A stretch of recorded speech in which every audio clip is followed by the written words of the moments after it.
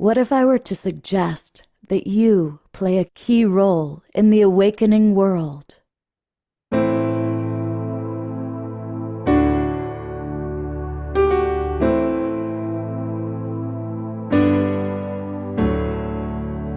that you are watching this because you have heard the call.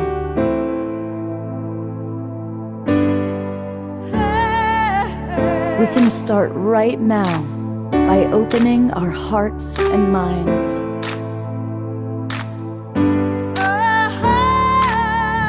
Welcome to the awakening world.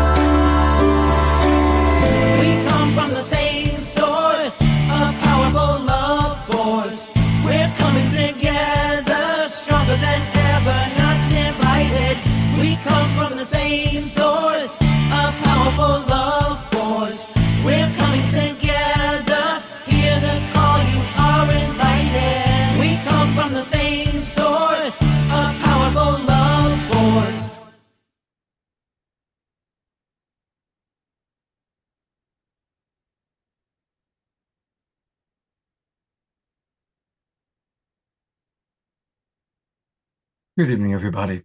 Welcome to the Awakening World. I'm your host, Love Coach Scott Katamas, and we're the Global Peace Tribe. And on a night like tonight, when another war has started, when bombings and people are being killed, we're not making a political statement. We just want peace. And so it's important for us to come together as a community. We're going to have extra peace tonight. And we also have one of our favorite things that always takes place.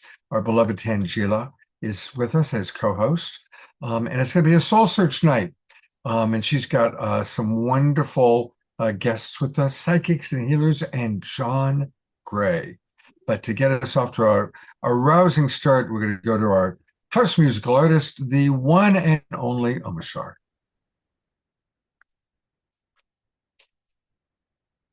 Can't hear you. Namaste, everybody, and welcome to all those watching on Facebook and YouTube and our streaming partners.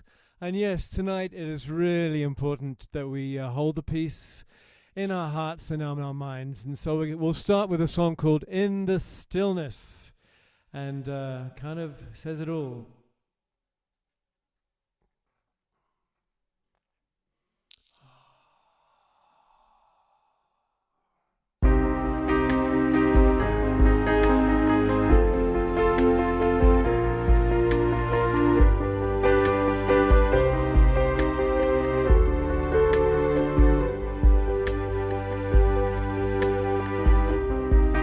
The quieter you become, the more you can hear. In the silence, in the stillness, I am here. Through the wisdom of your tears, through your heartbreaks, through your breakthroughs, through the shedding of your fears, that I am with you and guide your way. Know that I am cheering you on. Truth lives within you and love leads us through. I love you.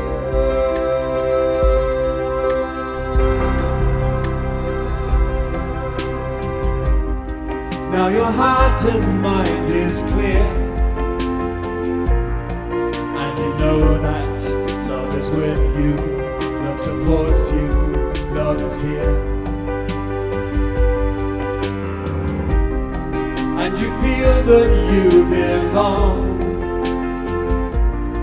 and you're walking with purpose. You can hear your life's new song.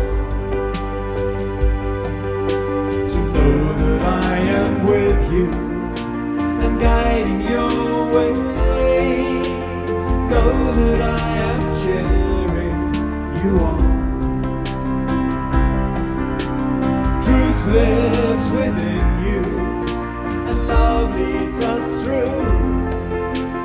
I love you.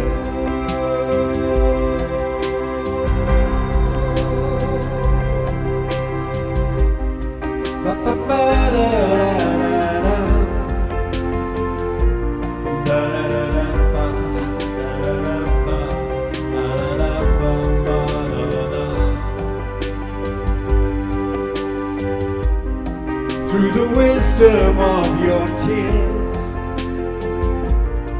through your heartbreaks, through your breakthroughs, through the shedding of your fears, to know that I am with you and guiding your way. Know that I am cheering you on. Truth lives within you, and love leads us through. I love you. I love you. I love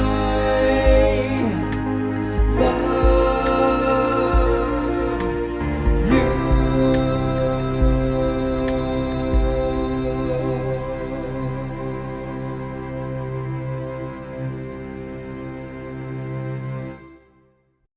Ooh, and we love you, Amashar. Let's all give him some twinkles and some love. And of course, it's great to see everybody popping in, even Tim Lang, that's sideways. Welcome, everybody. I'm glad we're all together tonight. And it is important for us to gather. And it's a soul search night. And for any of you who are new, especially those of you watching on Facebook and YouTube who just kind of discovered us, it's like, hey, do you know about Soul Search? Well, Soul Search is the place to go to find the best psychics, healers, tarot readers. And we're going to be learning all about Soul Search tonight because the creatrix of Soul Search is my co-host, and she's coming to us live from the Enlightenment Expo in Redwood City, where I'll be tomorrow. And welcome back, Tangela. We love you so much. Thank you so much, Scott. And thank you so much for having us here with you. And hello and blessings to our beautiful Global Peace Tribe family, our Soul Search family, and of course, everyone tuning in live on Zoom, on YouTube, on Facebook. We are coming to you live right here from the Soul Search Enlightenment Expo in Redwood City.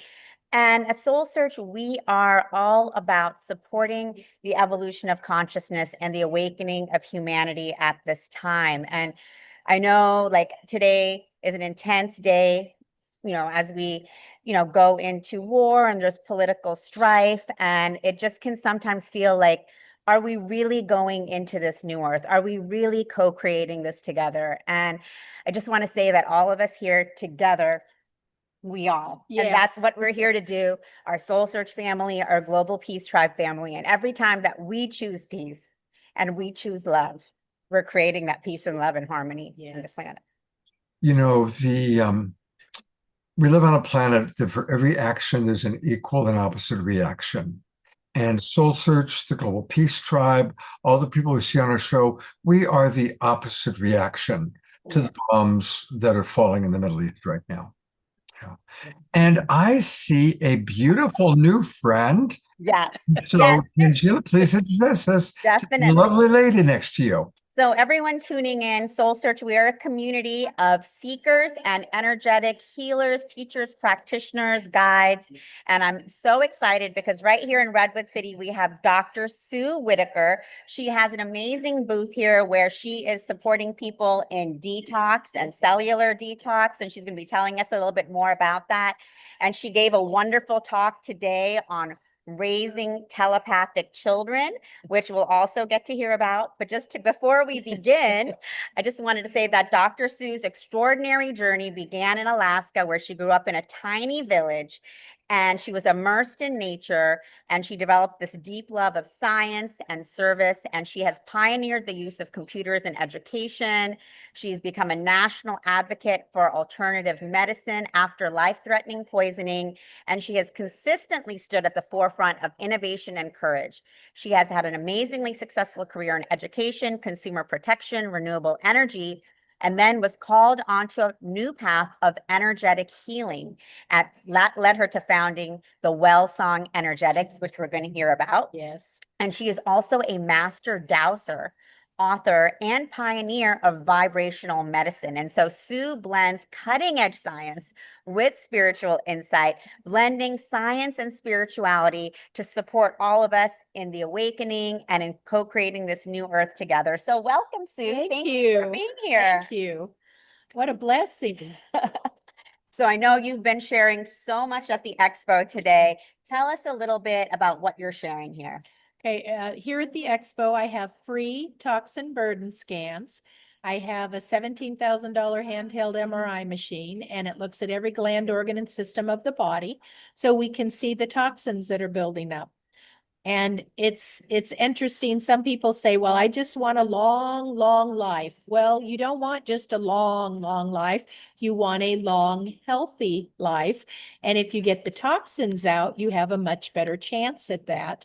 And so that's what we do. And I invented non-consumable supplements in order to get them out. And you carry a little bottle of sand, copper, and crystals, and you'll detox.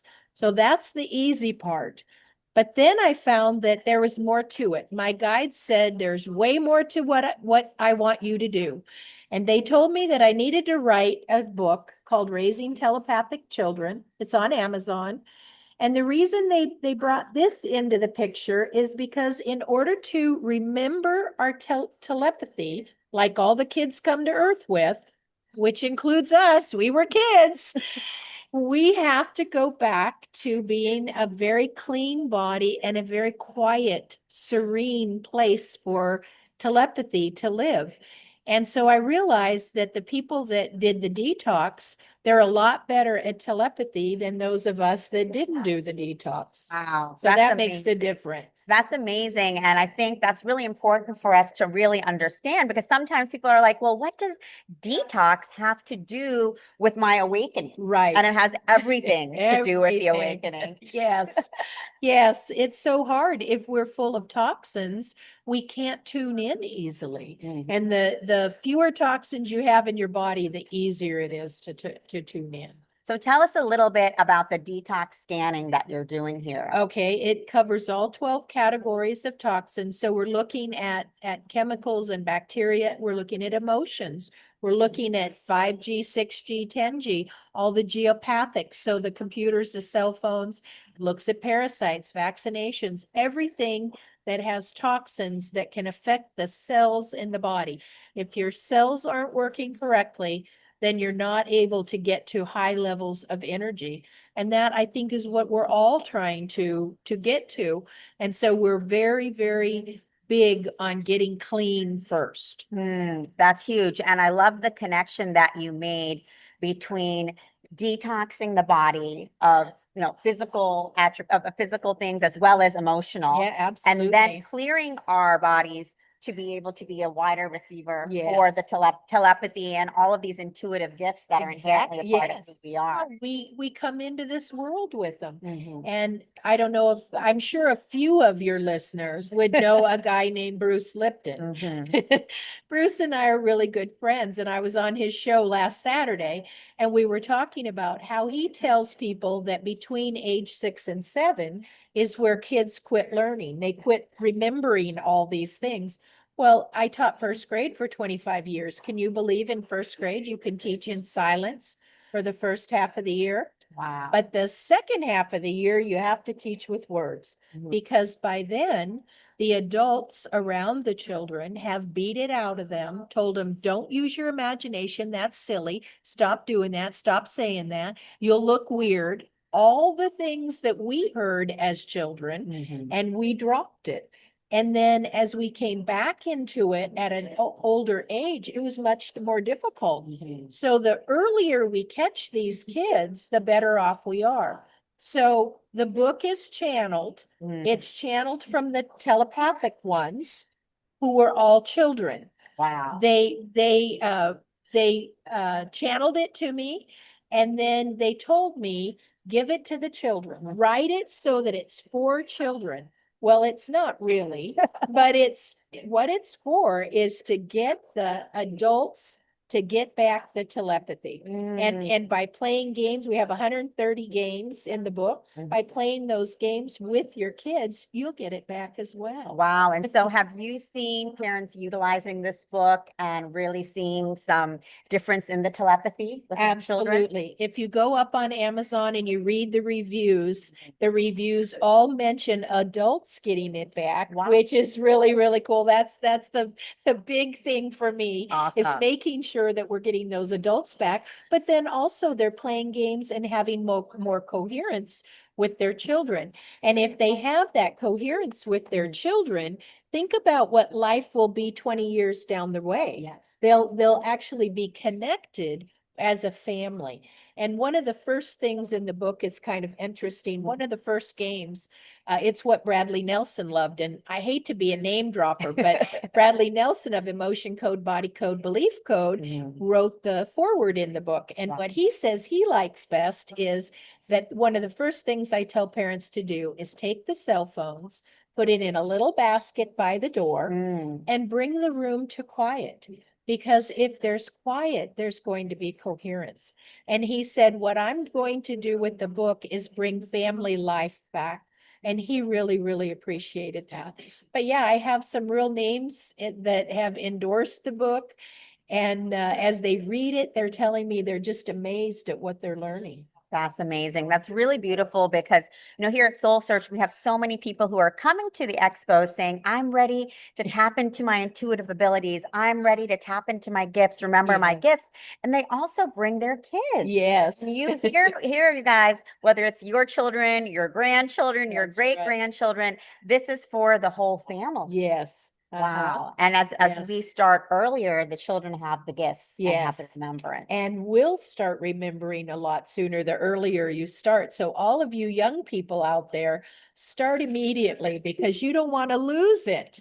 Get these kids so that they're back into the telepathy and you'll love it. It feels so wonderful when you're exchanging things with no words. This isn't about mysticism. This isn't magical. It's not mind reading. Some people think telepathy is mind reading. It's not. It's about the coherence. It's about getting the images, the intuition, all of the things that people probably on this channel have been searching for forever. This book brings it all within reach. Wow, this is incredible. Thank you for channeling this. Absolutely. And bringing this out and also making the connection for people between our physical detox, Yeah. our emotional detox, and opening ourselves up to our intuition and to the new earth. Because it Yes. is all interconnected. And that's why here we have so much detox that's happening and so many amazing wellness technologies that Tim Lang, who's on the call, as well as others, love to present, because all of this is supporting the health. Yes, absolutely. Yes. Amazing. Drew, thank you so much. I want to take people to the website. I believe this is the website that we want people to go to, detoxalot.com. Yes. Yes, that's the detox website. And then if they're looking for the book, it's at Dr. Sue's Books, and that's Dr. Sue's, Sues, books, BOOKS.com. Well, I just happen to have gotten it, I think. Let's take a look and see if I got it right. Here we go. Yeah, Amazing. here you are, Susan Whitaker. I am. And it looks like you've got several books. You've got The Complete Guide to Crystal Therapy and Diving Deep into the Ocean of the Mind. Those all look very interesting. And here's the main one we're talking about, Raising Telepathic Children, a new guide for intuition, energy, and conscious parenting. Yeah. If Diara comes back on camera, Diara teaches Cosmic Kids, and she's one of our main people. There she is. So I just thought you got to meet Diara for a minute. Hi. Thank you. Yes, your work is so exciting. And I don't know if you saw in the comments, there was a comment from Susan just honoring your work as a teacher and listening to the kids and having them teach you and learning from them. And what a gift to use the telepathy with them. Well, thank you. Wow. Thank you. Yeah, That's amazing. That's amazing. And I really appreciate it. And this didn't come from me. I mean, almost every author will tell you it came from above, and the time is now. And so that's why it's here now. Yes, and supporting the parents in normalizing these gifts. And I know working with kids in special ed on that spectrum, reframing, their gifts as such and using the telepathy with nonverbal kids was such a thrill and a blessing. Yes. I want to read a couple of comments, and then there's a question for you, Sue. Okay. um, uh, People are really excited about this. Carol Craig writes, I cannot wait to read your book. Looking at your website, this is so rich with information. Dia writes, oh, Dr. Sue, as a longtime educator, I am jazzed to know about your contributions. Bravo. Susan Bloomquist writes, your experience as a teacher brings a great perspective on how children could be treated with respect by learning from them. So thank you for that. And the question is, do you have any advice about Jedi capabilities in utero? What can we do during pregnancy to get our young Jedis off to a good start? And congratulations to Tim, because he just announced on here, he literally just took a 5-ounce olive oil after a 4-day fast cleanse for a liver gallbladder stone flush. He's super detoxing because they are 3 months pregnant. So congratulations to Tim Lang. Congratulations to you guys. And so, yes, what advice do you have for advanced Jedi capabilities in utero? I love that. It's interesting because I had 2 Jedis, and so I can give you some answers.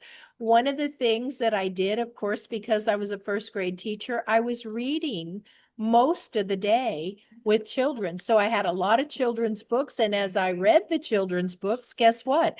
The babies inside of me heard those books. My children both walked at 3 months. My children both read at 3 to 5 years. So 3-year-old was reading things like, I think I'll have this hot roast beef sandwich with the mashed potatoes and dinner roll at 3. So as you are pregnant, you want to make sure that you're spending time with telepathy, which means the people that are in the home should spend quiet time. There should be a lot of quiet time. There should be crystal bowls. There should be tuning forks. There should be all the frequency things that you love to listen to, that baby loves to listen to as well. Turn off the TV. The TV is a distraction for you, but it's an annoyance. Think of all the negativity coming out of that the baby is subjected to. You want to make sure that there's no cell phones and iPads and all of that anywhere near the baby for a developing brain. So there's all kinds of things as parents we can do long before the baby comes. I started early on because I had always read that everything you did when you were carrying that baby knew. And I really believe that. That's amazing. Thank you so much for that information. Tim, hopefully you're taking some of this advice. Really wonderful timing from Dr. Sue. And, Dr. Sue, we could really dive into this so much deeper. I love all of this information because there's so many parents that are actually seeking this information right now. So, and I really encourage all of you, whether it's for your kids, grandkids, great grandkids, future kids, check out this book. And I know I'm going to check out this book too. Wonderful. And please remember to leave a review up on Amazon for me. Yes, exactly. Exactly. And Diara commented, and remembering that for some of the kids, some of the kids are watching and listening even prior to conception. That's exactly right. Wow. Dr. Sue, I'm going to be at Soul Search tomorrow. Wonderful. I'm going to get a detox test. So hopefully you'll have some time. I'd like to check and see what my numbers are, that'd be great. And Yeah. We also- can do that long distance, so anybody can get it done at a long distance as well. okay, and what's the best way for them to contact you? The best way to contact me is sue@detoxalot.com. Okay, Sue at detoxalot.com. Yes. We're going to get quite a few emails, I'm guessing. That's good. I want to help. This is the community that I want to help. These are the people that really want the help. Yeah, definitely. And so for those of you guys in the Bay Area, Dr. Sue and of course Scott are going to be with us live all day tomorrow, 10 a.m. to 6 p.m. So it's your chance to come on down, come listen to Scott's amazing talk, and then also check in with Dr. Sue, get your detox scan, and meet some of the other amazing practitioners here. And also we have a fun story. Chris Valentine is going to be here later, but Sue was at Chris Valentine's talk on gnomes, elves, and leprechauns. And what did you see? Right. You watch when he comes and he talks to you, you look at his right shoulder, because when he was speaking, there was a little gnome sitting on his shoulder. It's fat. So I saw a little fat tummy, and I saw a hat, but I couldn't tell if it was pointed or if it was leprechaunish. And I said, I kept getting the name Billy. And Chris will tell you that he has his gnome with him, who is Billy, who is fat. He loves to eat mashed potatoes and something. And he said, Sue, what you saw was my gnome sitting on my shoulder. So you watch when he comes and sits and talks to you in a few minutes. Do you normally see little creatures and beings like that, or is that kind of unique for I you? do, and I have taken all of Chris and Christian's classes, and we've learned how to see them. And I just happened to look up at him, and there was one sitting right on his shoulder. Wow. So a lot of magical things happening here at Soul Search. Absolutely. So you guys Hey, come on. There he There's is. the That's what I Thanks, saw. Carol. Are we going to bring Chris on? I can bring him up. Hold on. Let me go grab Yeah. him. Well, Sue, thank you so much. Oh, this is great. Carol Craig put into the, let me see if I can, yeah, I'm going to download it. Carol Craig brought into the chat box in honor of what you just saw. Here we go. Yeah, he's darling. There you go. There's a little number. So thank you for that, Carol. That was quick. Oh. All right. Chris will be joining us in a Well, bit. we will look forward to seeing you tomorrow, Sue. Thank you so much. Okay. for Thank being with you. us. Then Chris is wrapping something up, so I'm going to bring Dennis up. real Okay. quick. Thank you very much. And then we'll have, thank you so much, Sue. We're going to see you tomorrow. We're going to see you tomorrow. Thank you. Wasn't that amazing, Scott? Isn't she incredible? She's adorable. I want to have her on the Authors That We Love show, and I want to So get we're going to people- have you on the Authors We Love show as well. Oh So my And there's Dennis, who Oh my God. Hey, After it's love good to show, see you, buddy. I'm coming into that. I'm going to the others. You're going to the others. So you guys, of course, I have another amazing healer here, Dennis Shimosaka.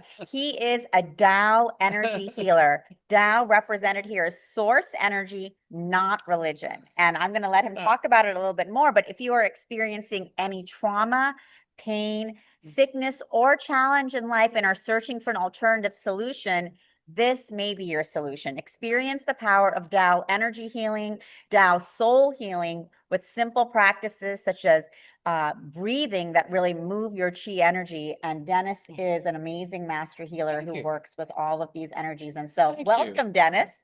No, she was a volunteer today. Who was? And can we segue to her? Can you explain a little bit? I guess more importantly, your demo. Yes. So I think more importantly, what was your experience of it? I didn't get a chance to talk to you about it, but I think I'll pay you later. Sure. Anyway, I just wanted to share it and find out, what was your experience? Because you'll get a chance to experience it here. Yeah, How no. much time do I? We have another like 10, 15 minutes. Okay, we're fine. Perfect. Okay. So yes, I can actually, attest because today is actually the first day I've met Dennis, even though he's a longtime soul searcher. I just have never been at the expos when he's been here. And I did attend a portion of his talk. And then I had to go have a chat with Scott. So I was able to be a demonstration. And so before his talk started, he asked about our stress levels and if we were feeling overwhelmed. And I said yes. I was feeling very overwhelmed and had a lot of stress. We just came from Conscious Life Expo in LA. I just moved to San Francisco, and then we have this expo this weekend. So yes, I had the stress levels were high. And then Dennis took us through a very powerful breathing practice. First, you shifted the energy in the room completely. Right. It went from, a talk into more of a healing chamber where I felt like very held and like in a cocoon of energy. And then as we were doing the breathing exercises, I could just feel that adrenaline, I guess, that had been like rushing through me, just decelerate and decelerate and decelerate so that I was able to kind of move from a place of overwhelm into a place of, okay, I'm here, I'm calm, I can give Scott a call. And it really did help shift my whole energy. So thank you, Dennis. Thank you. I'm glad you were there. You actually get to be my promotion person. I'm sorry, I'm laughing. We're having fun here. I'm sorry, but not sorry. But more importantly, explaining and this energy field and everything is really important to understand. There's an external energy, and we created the external energy, and you'll get to feel and have a sensation of this here actually on the screen, so you have an idea of an external energy. Yes, it's changing. Okay, I want you to be very cognizant of that. It is changing. So I think more importantly, it's changing for the better, but also we're in environments that are not so conducive to helping us. And so those are a little bit different, but I think in this field, we're creating a more positive energy. So, I think most people on this call are familiar with energy, right? Yeah. So I want you I ask you to close your eyes. And the reason for closing your eyes in particular is because our eyes have all these things going on. And so closing your eyes helps significantly. But just close your eyes and place your hands up. This is what we did in the room. If you notice the energy in the room and on Zoom, is it starting to shift higher, tingly, calmer?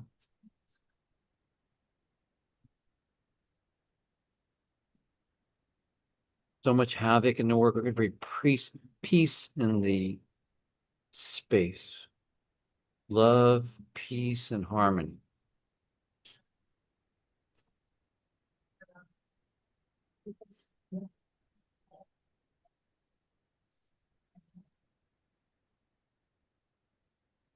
It shifts.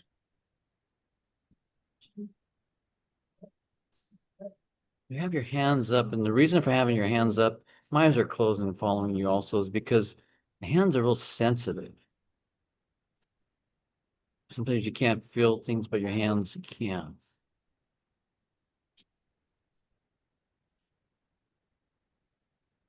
So now bring your hands up, place your right hand over your heart, left below your navel. Just notice at this time, notice the changes in the room up to this point.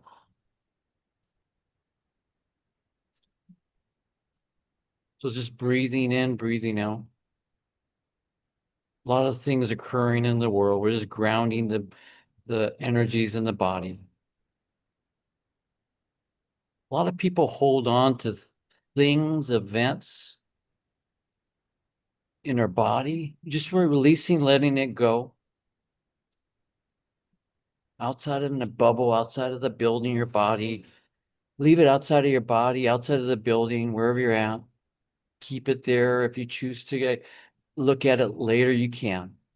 Just relax. We're feeling the love and light in the areas that have been released. We're releasing the body from holding on to this things that are not serving us to our highest and best good. So we're moving forward from this day forward. A brand new you is being created now. More opportunities, more you, better you. So it's love, peace, and harmony.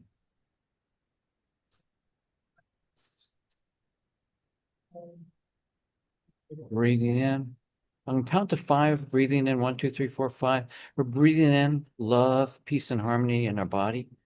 Breathing in 1, 2, 3, 4, 5.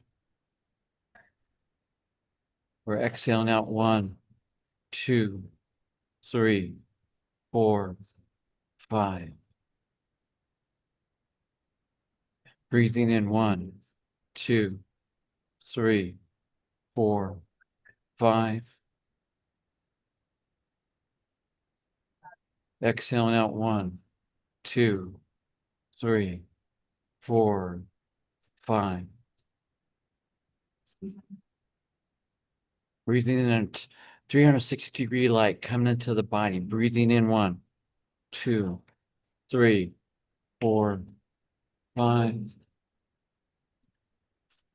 Exhaling out 1, 2, 3, 4, 5. Breathing in 1, 2, 3, 4, 5.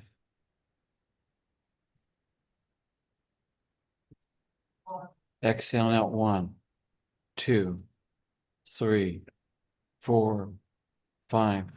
Keeping your eyes closed, breathing in 1, 2, 3, 4, 5. Exhaling out 1, 2, 3, 4, 5. Couple more times. Breathing in light. Breathing in 1, 2, 3, 4, 5. Exhaling out 1, 2, 3, 4, 5. Last time, breathing in love, peace, and harmony in your life. Breathing in 1, 2, 3, 4, 5. Exhaling out 1, 2, 3, 4, 5. Keep your eyes closed, just breathing in, breathing out normally. Allow it to integrate in your body. We're grounding your body. Allow it integrating and integrating it. Increases your frequency higher and higher. So we want to integrate it slowly as appropriate to your body, balancing it, recalibrating it, resetting the body. So we're just balancing it. So just breathing in, breathing out normally. Breathing in, breathing out normally. Breathing in, breathing out. Last time, take a deep breath in. Let it out. Another deep breath in. Let it out. Last time, take a deep breath in. Let it out. Anytime, open your eyes. Notice the shifts.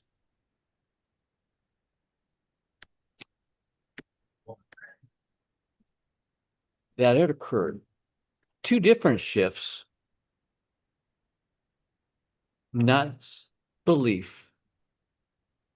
Actually, occurrence of a shift in energy. More importantly is that how do you feel?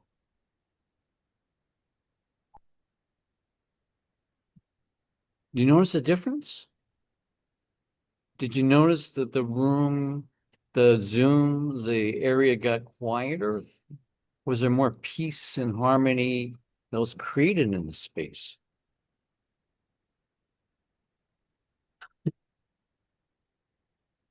So some comments are beginning to come in. Susan writes, wonderful breath and focus, more harmony here. Great. DR writes, very peaceful.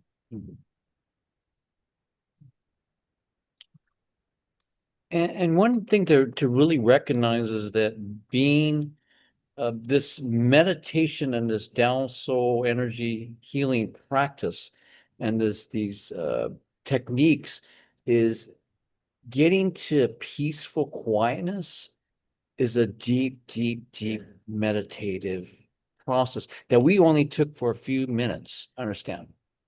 This is not hours. This is a few minutes.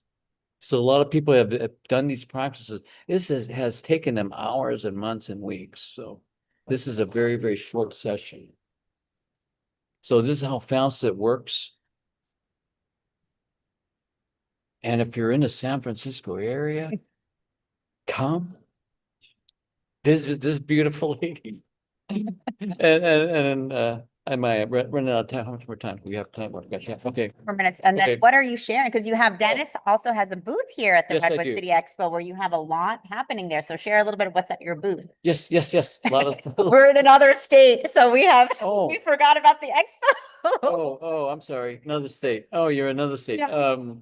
Yeah, God, I don't know. I'm doing some specials, but more importantly, we have individual services, but one of the products I use in particular with a lot of the things I work with is what's called shungite. Some people are familiar with it, some people aren't.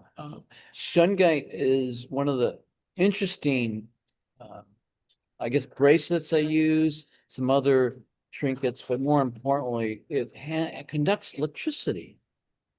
And I didn't bring one with me, but more importantly is that you can use it on your phone to show that it actually is shungite because it actually moves the cursor on your phone. And that helps with the EMF.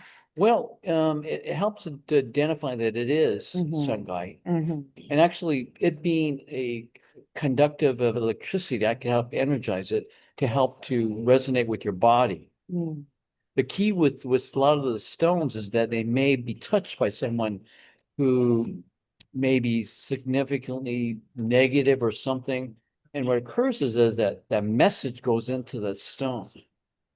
So these messages, I can help to fuse it so that the message becomes more positive, powerful, stability and grounding, and more strength into the actual stone. Beautiful. And so Dennis is doing individual sessions at his booth, energy healing, working with the shungite, being able to infuse shungite bracelets and other objects with special energies for healing. Yeah, and also we're working with therapy of oxygen and hydrogen therapy. So we're actually igniting the hydrogen and oxygen in the water. And so the hydrogen and oxygen helps to reduce the inflammation in the body, but it can elevate it to a significantly higher level. So it helps to reduce it faster. So we're looking at working with people that want to work through these processes a little faster. It's not an immediate, okay? No one's been a superstar overnight, but this is not that either. It just, it's going to take some work, but we're working on getting you faster to better health and doing everything we can. Beautiful. So definitely come on down, join us tomorrow. And if you are not in the Bay Area, you can always find Dennis online on Soul Search, where you can connect with him. And you also do distance work Yes. too, distance energy healing. Yeah, the furthest I've got some clients is in Greece. Greece and Ireland were the furthest ones I've worked with. So anything else? And I'm going to just take people to the website. Okay. We want everybody to go to soulsearch.io, where you can find Dennis and all the healers, all the psychics, all the tarot readers that Tangela has been finding all over the world. Amazing people, including Dennis. And you can, get his information. You can also contact Dennis this way. You can send him a message. So soulsearch.io is the place to go to find out all these people. And Dennis, I'll be there tomorrow, so I look forward to seeing you. Great. Fantastic. Have you guys ever met in person? Yes, we Yeah, have. we met up in Reno. Oh, Yes, we have. wonderful. Yeah, fantastic. Okay, perfect. And Dennis is going to be sharing some frequency healing here, so Yeah. definitely come and check him out. Yeah. And Dennis, thank you so Thank much for your you. time. And Thank how did you guys feel with that meditation? I really felt like that was very powerful and very peaceful. So thank you for Thank helping you. us to continue to share and create and co-create peace in the world. So Yeah, there's a lot of messages came in the chat box. Eleanor Yeah. Joy, feeling calm and confident. Jeffrey, feeling brighter, peaceful, wonderful breath and focus. So thank you, Dennis. Thank you. Thank you. We're just trying to spread light and make everyone more happier and healthier and send love, peace, and harmony to the rest of the world. You're doing it, bro. Thank you. Thank you. Thank you. Thank you. Thank you for having me. Thank you Okay. so much, Thank- Dennis. All thank right, you. thank you. We're gonna see you tomorrow. And then we are just waiting for John Gray. He's on his way here. He just finished his talk. So we're just bringing him in. Okay. And Is unless he you want me to bring someone else in the meantime, is he within sight? let me ask, where's John? Oh, he's wrong. He's on his way. He's inside. Yes, exactly. He's Okay, here. well, Just finished his talk, and we have very exciting news because John has published a new book, which we are going to be hearing about. That's for women only. So I did have the pleasure of being able to introduce it just like an hour ago before his talk, and I'm excited to be able to dive in. He told me to read the book and then to interview him afterwards so that I could ask him questions. So I'm planning on doing that. So if any of you all want to read the book, read it and then send your questions to me, and then I'll be able to ask your questions as well. And we can see how John Gray answers that. But that'll be a fun process. And so let's see, oh, there he is. Here's John. He had a big talk just now. So yeah, of course. And John, also, for those of you guys who may not know, he's very big on biology and science and hormones. And so that's a big part of a lot of his work. Oh, here you go. Allison, I'll take that.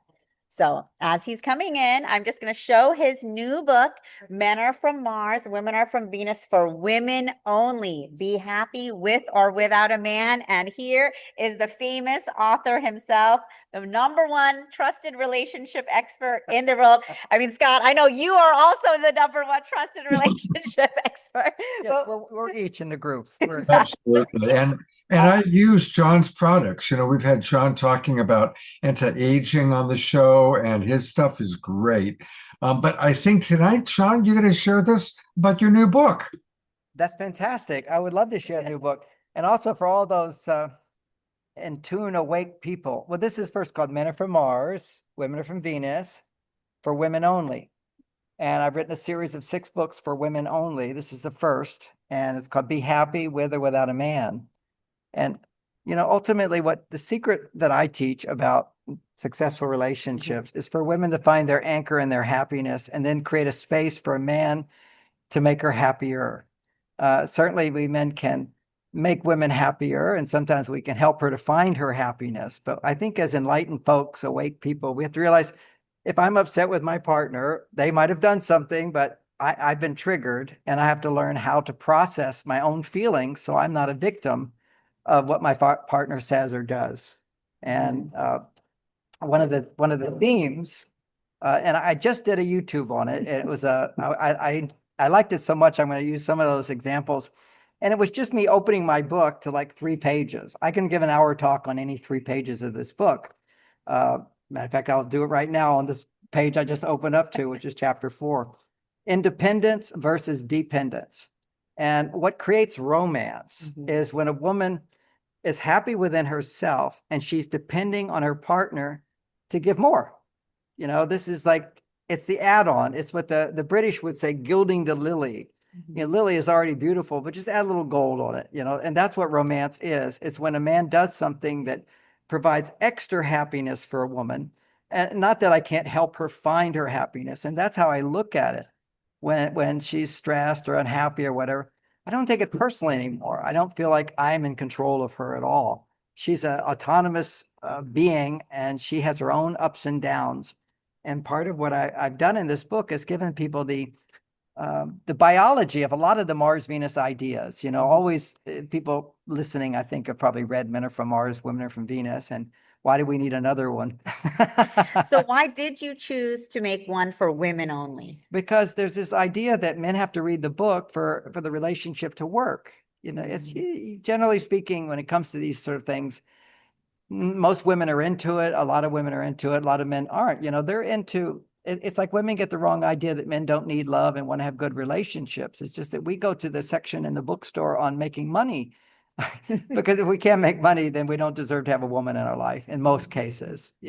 Women need to feel I can depend on him for something. And one of the challenges for modern women today is they're also making money, and some women are making more money. And so, you know, he can say, you know, when the guy's providing all the money, he can say, oh, yeah, I worked so hard today, I just need the rest. And you go, oh, I'm so grateful. I didn't have to go out and do the dirty, dangerous, difficult jobs and all that stress. So I'm so grateful for that. That helps to open her heart. But, you know, he says, yeah, I did work so hard today. And she says, so did I.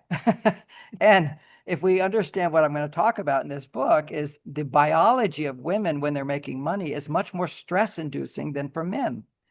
When a man is seeking success, if he has confidence in himself, then he produces adrenaline, and adrenaline in a man raises his testosterone. Adrenaline in women increases emotional reaction. So what they found is that when women are experiencing moderate stress, just the moderate stress of life, they have 3 times more blood flow to the emotional part of the brain. And if they don't talk about those emotions, then she will begin to ruminate about that. And this is a vulnerability very common for women today. As they get upset about something, their brain will ruminate and ask questions and worry and overthink it and go over it. And the way you turn that off, if you're a woman, is to be able to talk about your feelings. If you can talk about your feelings, what's going on in your head, and then talk about the emotions behind it, very quickly, your stress level will go down. But if you don't talk about it, then the stress level will be high. And the same emotions that you're suppressing will be projected onto your relationship. So you begin to feel like my partner's making me feel this way. Instead, it's because you're suppressing your emotions. So this whole book helps women particularly to understand how to process their feelings without their man having to change. Then if you can process your feelings and lower your stress, come back to your ability to love. Because when you're producing stress hormones, you can't feel love. You can feel a kind of love, which is like you feel for a child, but not the kind of love you feel for a man. You'll feel like, you know, most women, when they come to me for counseling, they start out with, I'm stressed because I have so much to do, you know, and I need this, and I have to do this, and I have to do this. That's the brain ruminating instead of just relaxing and letting it go. There's a funny, I was going to ask you a question. go ahead. Yeah. So, like, for women to process their emotions, do you recommend, do they talk to their friends? Do they find a therapist? Do they talk to ChatGPT, to their partner? What are some of the ways for women to really work through their emotions and be able to de-stress? Well, all those ways can help, without a doubt. Just when a woman takes time to reflect on what's inside, that will help her come back to her soul. You know, the soul is happy and fulfilled and autonomous and so forth. So just being aware of what's coming up inside of me. But there's degrees of benefit, we'll put it that way. One of the major sources of lowering stress, this adrenaline stress. Adrenaline causes women to have 3 times more blood flow, the emotional part of the brain. There's a greater need to talk. If you were to go to Bali, for example, at least 20 years ago when I was there, I looked out my window and I saw 30 women all going down to the river, talking, making noise with their children, and they're using rocks on the clothes. And, you know, now you have a washing machine to do it. So doing it all by yourself. Used to be women used to do these things together, and they could complain about their husband. Oh, he didn't do this. And the other woman says, oh, he didn't do this. But he's not such a bad guy. Because they're able to lower stress by talking with somebody who can be in their shoes. Well, you don't have that anymore. You know, we're talking 80% of the time, women were with women talking and sharing and helping each other. Well, how do we compensate for this modern world where women don't have that ability? One is talking to another woman, is creating time to talk to another woman. There's something that's magical about having a man in your life if you know how to talk so he'll listen. It turns out that when 2 women talk, the amount of release is much slower than if a man was to actually hear you. Oh, wow. There's something that goes on in a man's brain, which is if he is, here's the key to a man's brain, and this is proven as well scientifically. if you're being vulnerable, sharing what you don't share with other people. Okay? You don't share it in the office, what you're feeling or whatever. You keep this to yourself.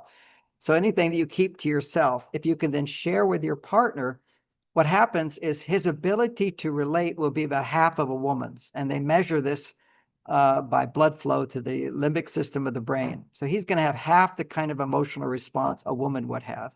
And the other part of that blood flow will go to his prefrontal cortex, where he will go to the left prefrontal cortex of the brain, where he will be optimistic. That's why if you talk about a problem, he'll be very optimistic. Oh, you just have to do this, you have to do that, don't worry about it.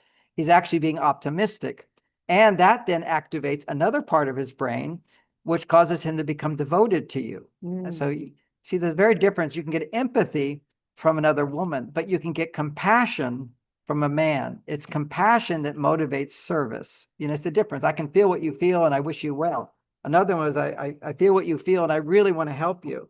That's why, you know, marriage can be such a wonderful thing, is it can develop compassion in men.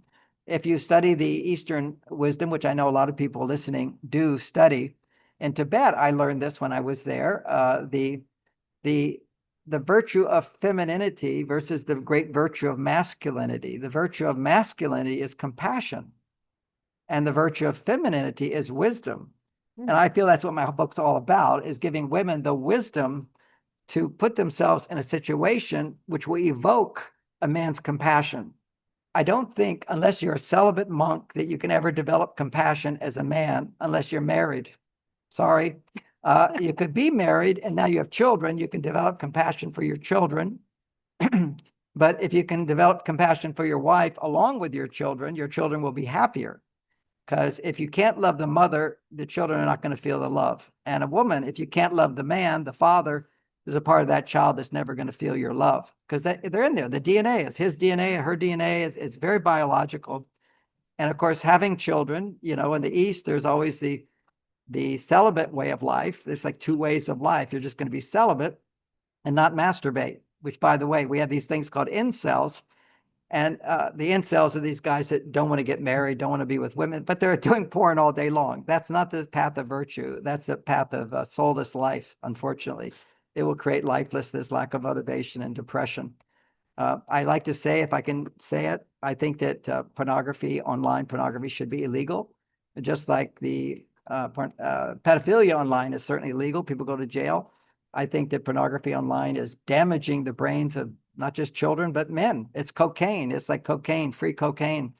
And it inhibits the ability for a man to be stimulated by a real woman. This is just the way the brain is designed. When you have high dopamine stimulation, the receptor sites become desensitized. And now you need to have that high dopamine stimulation to raise his testosterone. And already men have different dopamine receptors. This is another 3 pages in my book I could talk an hour on, but I'll mention it since it's coming up as I'm talking, is that they found that women's dopamine receptor sites are much more sensitive than a man's. A man has to do big things to get a rush, or he needs to get a big result to get a rush of testosterone, which then opens his heart, particularly if his testosterone goes up and as a result of doing something for a woman. Just doing something for himself, testosterone can go up, but it doesn't necessarily open his heart. It's primarily when a man does something for a woman and she appreciates him, that opens his heart and he can receive her love. So we got a lot of men walking around not knowing that they're missing out on love. And the only way a man can receive love, more love than he could before, is based upon a vulnerable woman who's not blaming him. Now, what this means is this is so great. This is all just science I'm going to talk about now. And then we'll ask another question, but I give long answers, sorry. But there's something in our brains called mirror neurons. And the mirror neurons allow us to feel what somebody else feels. That's it. You cannot feel somebody else's feelings unless your mirror neurons open up. If you have a psychopath or a narcissist, they cannot feel what somebody else feels, and therefore they only think about themselves, and they do horrible things like start wars. And so what we have is, and I saw this with the prisoners in San Quentin and so forth. They're healable if they're open to being healed. But generally what happens is a boy's ability to love as a man is limited according to how vulnerable his mother was to the father. Because when a woman is in love with the father, then the boy feels the love of the mother, because the father's inside the boy. Likewise for a little girl as well. She needs to know what's good about men by having a male role model and so forth. But men are limited in their ability to receive love. This is why this book is, the subtitle on it is Be Happy With or Without a Man, because women can be happy without a man. There's no question about it, because they can find love through children, through helping the planet, through friendships, through worship to God, all kinds of ways women can find love. Men can find love when they're celibates. If they don't release the ejaculate fluid, they can experience the love of God, the love of the universe, and all that. My own experience, having been a monk for 9 years, pure celibate, never releasing semen, I was a very high level of enlightenment. I'm much higher now, but at that, it was like I was one with God. I was one with the universe. Everybody was perfect. I walked around a little bit like a crazy man saying, don't you see you're all enlightened? You don't have to do anything. You're enlightened. Because I was seeing God in everyone and everything. As soon as I ejaculated, half of that went away, just gone like that. You know, this is one path. Now I experience that in a whole different way in making love. Because in making love, you're sharing your energy with a woman. That energy comes back to you. Now, that's all sort of energetic, esoteric, and I know all of you can understand that, but it's fun to see the biology of it. The biology of it is that men have these mirror neurons. Women have these mirror neurons that allow you to feel what somebody else is feeling. If a man is experiencing any adrenaline at all, moderate stress, they close down. They're just closed. And rarely do they open up in our stressful world. The only time they open up is like if you have children and you're not stressed, they'll open up for your children. If someone is vulnerable and you can help them. The other place where their mirror neurons will open up as they're a man is where you're not stressed and you're in bed with a woman and she's naked. And she's naked will tell your subconscious mind that she wants to make love with you. And she's loving you. That's what the subconscious mind interprets it. And she's vulnerable. She's not blaming you. And they find that when men are having sex, their mirror neurons will open up completely wide. This is the only time a man can fully feel what you feel. And if what you feel is you love him, he'll be able to let your love in. That's why it feels so great. The problem is that, you know, when a man sees a porn or has a one-night stand, he's imagining that the subconscious mind is turned on thinking this woman loves you, wants to have sex with you. She doesn't really want to have sex with you. And it's all just a fake. What happens is he in the sexual experience with a naked woman, his mirror neurons open up to somebody that doesn't love him. And so he ends up feeling rejected. It destroys his soul to open your heart to someone who doesn't love you. So this is my commercial for being in a loving, committed, romantic relationship. It's a great commercial. And actually, a lot of comments coming in. And a question. Omashar actually is asking, what happens to the children's ability to love another when the father cheats on the mother and then leaves the family? That's so interesting. That was the theme of my talk today. When a man cheats or a woman cheats, let me just focus on that. There's nothing more intimate than someone you make love with. You connect as soul to each other. So that means they have greater significance to you. They have greater meaning to you. You let them affect you more. That's really what making love is. It's allowing somebody to have complete power to make you feel fantastic. Okay. So they're going to have a bigger effect on you. And if you're cheating on your partner, you're lying to them. And when your partner's lying to you, you don't know they're lying to you. So you're believing a lie. There's nothing more soul crushing than to believe a lie. And we've all been crushed, by the way. If you grew up in a family where you were punished, if you were punished, you get the message that if you make a mistake, you don't deserve to be loved. And this is why we're all so hard on ourselves, is that original belief that, oh, I have to be perfect to be loved. Instead of, I don't have to be perfect to be loved. I have to be my best. I do my best. And if I make a mistake, I quote, repent. This is why this is in so many religions. I repent by saying I made a mistake. The recognition I made a mistake is aligning with spirit. And then from having made a mistake, I now connect to my spirit, which creates a motivation to do better. And we'll make mistakes. We all make mistakes, but that's how we align ourselves with the divine, which is our purpose here, which is we're all divine, is to integrate the divine into this world. So when your partner lies to you, it's probably that's the big problem with it. It's not that somebody's having sex with somebody else. I know couples who are not being hurt by it. They were married, they have children, they want to stay together for the children and be loving towards each other. They just can't make it work. So they make it okay to privately have an affair with somebody else, but they all know about it. It's not like they're lying to their partner. So that's not as damaging. It's still not going to be the ideal, but you can't always have the ideal as part of being on this planet. Nothing's ever perfect, but I talk about these things because it's like a North Star to correct yourself. If you're navigating, they would use the North Star. At least this is the ideal. And we're always navigating, trying to get to the North Star. When you're in an airplane flying from LA to New York, never is the plane on course. It's always deviating, self-correcting, deviating. That's the human experience. Now, some of us go off balance and we crash. And what happens is when you go too far off balance, you become addicted to that, because anytime you're going too far off balance, that's danger. Your brain will produce more dopamine, and dopamine is addictive. So people have all these addictions, but we also have an addiction to believing lies because they're dangerous. This is when you're complaining about yourself or complaining at your partner. It can be very addictive.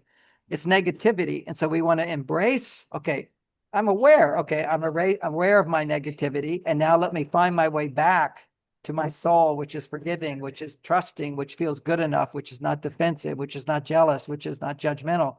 We all have that in us, but how do you get back to that? That is not common knowledge. And that's a big part of this book, because if you want to be happy with or without a man, it means when your man makes you unhappy, if you want to get more from a man, you have to approach him in a way that says, you're good enough and I want more. And that's an art. That's learning how to ask for what you want. And I give you all the skills for doing that. And I explain that one of the things that destroys relationships, one of the things is women will complain to a man. And anytime you complain to a man, he will then shut down. And when he shuts down, he feels like a narcissist. This is why women get confused, because under moderate stress, maybe you're critical of him, you complain about something, he will shut down instantly. And women don't know how to understand this, because when women shut down, it's after chronic stress, and it means you're just somebody I can't love. I'm not going to open my heart to you anymore. And it's going to take a long time. It's going to take therapy before I can open my heart again.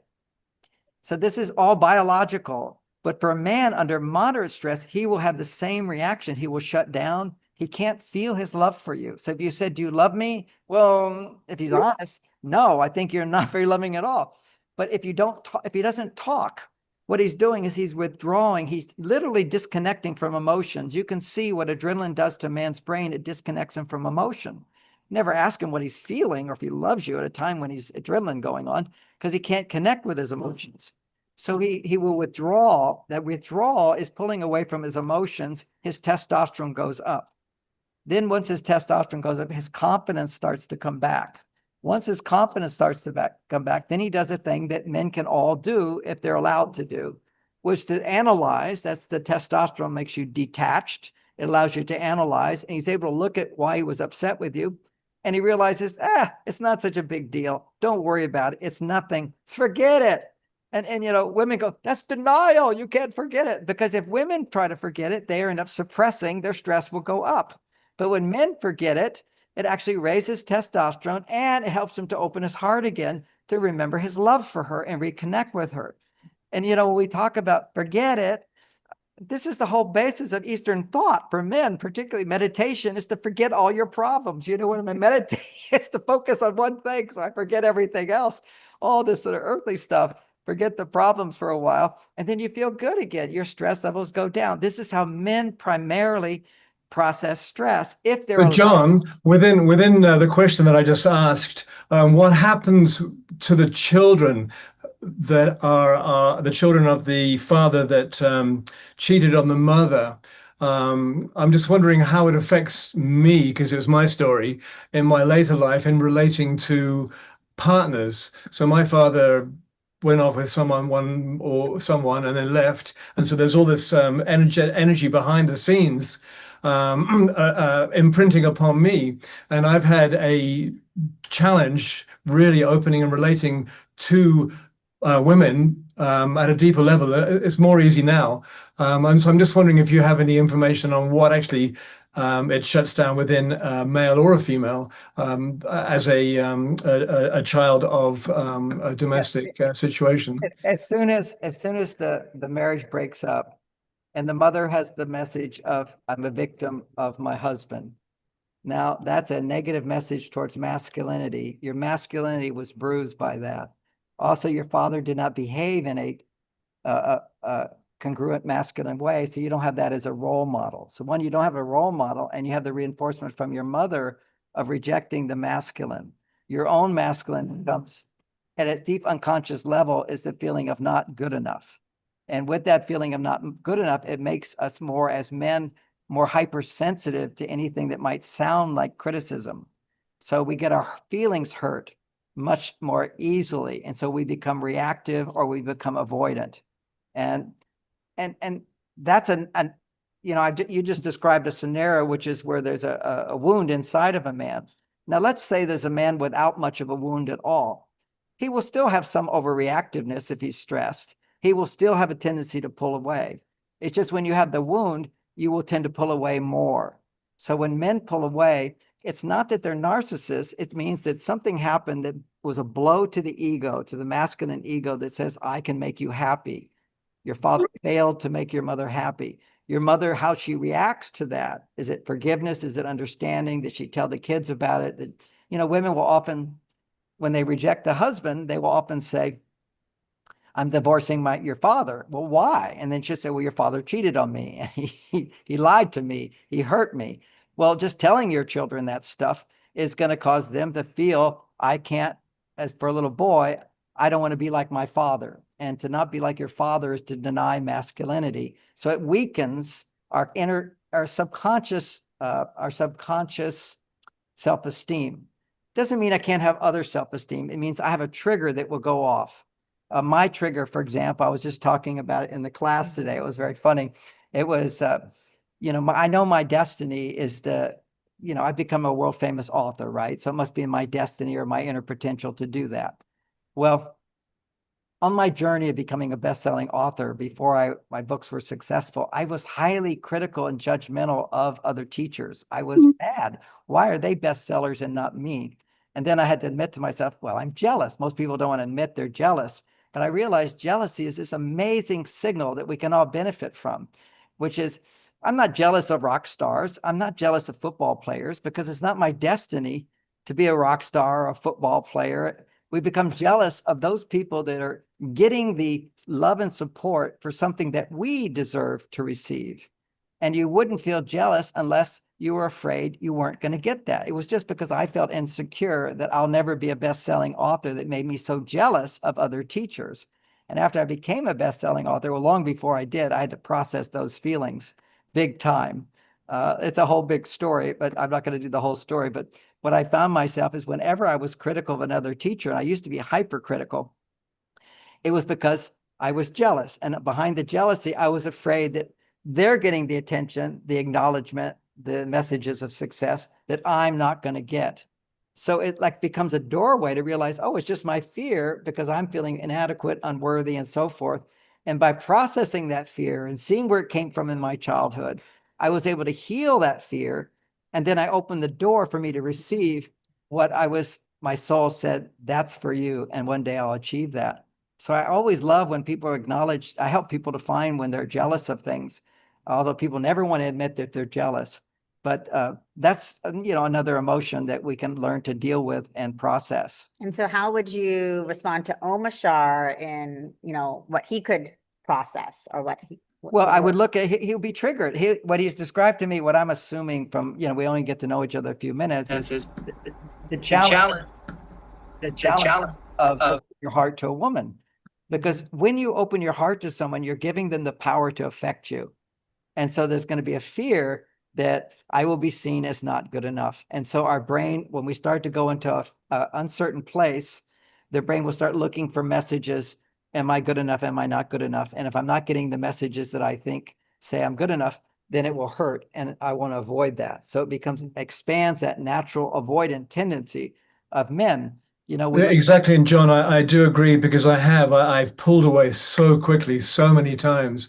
And more than obviously is healthy. So yeah, you're pinging me directly in my heart. Thank you. Oh, it is so good. And so any woman that you're with, to read this book, she'll understand that the worst thing that a woman can do is when you pull away, what your body requires, it just needs time to do something, to forget what just happened and build your testosterone. And then when your testosterone comes back, then you engage back with her. And the problem that women do is when you engage, they think you're still mad at them, because for a woman, she will ruminate unless she talks about it. If she's mad at you, she'll stay mad at you for a long time unless she can talk to somebody about it. And then the brain will clear it. We can clear it through meditation, through silence. But clearly, because I've just connected with you, you're kind of like me, we're more heartfelt. And when you're more heartfelt as a man, that means your tendency to go to the estrogen side is easier, to get your feelings hurt, to be sensitive and so forth. So there's a tool in this book. Men can read this book as well. And it's how to process negative emotions. So what I'd recommend at those times is when your feelings get hurt, do something to distract you from what you're feeling. And if it doesn't go away, your hurt feelings, then you process them. And there's a technique for processing where you explore, okay, right now, what am I feeling? And there's always going to be, if you shut down as a man, you look at anger, sadness, fear, and regret. When you get to the regret, then you can be more logical and you can realize, okay, how did I contribute to her saying that? And also to minimize it. For men, the secret for us is when things are upsetting, minimize it. It's not a big deal. Put it in the bigger picture. And we can do that without having to talk. But the point I'm kind of making here is that if you're in a relationship and she says something, does something, you'll become silent right away. And then women say, what's wrong? Mm-hmm. If she says what's wrong and you start to talk, then your estrogen goes up and the wound becomes inflamed. You want to always temper it down by not talking, unless you're journaling or talking to another guy about it that you're not upset with. And those become therapeutic, logical things to do, as opposed to what psychology is saying, that if your feelings are hurt, you should always talk about it. So you talk to your girlfriend about it, talk to your wife. It doesn't work. You say, well, you said that thing to me. And she'll say, well, that's not what I meant. And I said, well, you did say it. Well, no, don't you realize how much I do for you? And you get in a big argument. And women are they don't know that silence is the way for him to overcome. And then when he comes back, she doesn't know that he's overcome it. So with my wife, Bonnie, we used to always have a signal, and my wife now is I would, when I'm done, my heart's open, there's nothing I'm holding back, we'd have a signal, and the signal was I would stroke her hair. It's just like that. And she would go, oh, okay, now I'm safe. Because it's really important. When a woman gives the message that I'm safe, it raises a man's testosterone. If she gives the message a man she's not safe in your presence, it lowers your testosterone. And then so what we do is we detach from emotion in order to rebuild our testosterone.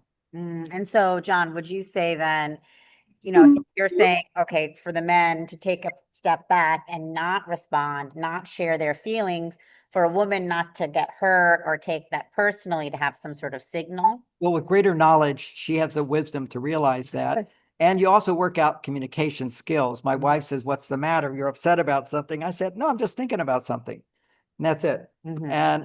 And if I ever do get upset, now this is because we have an understanding of this, and I understand, I'm 74 years old. I have testosterone levels 50% higher than I was a young man. Wow. And I know a big part of it. Certainly there's no porn in my life or any of that. That's a big reducer. I also work 5 days a week for sure. That's another important thing to keep your testosterone up.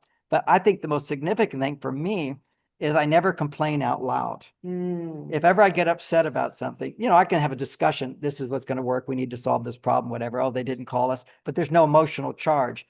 Anytime I have an emotional charge and I start to talk, I've instructed my wife. I've asked her, please, honey, say this to me. And she says, really? And what I ask her to say is, John, you're just complaining. Suck it up.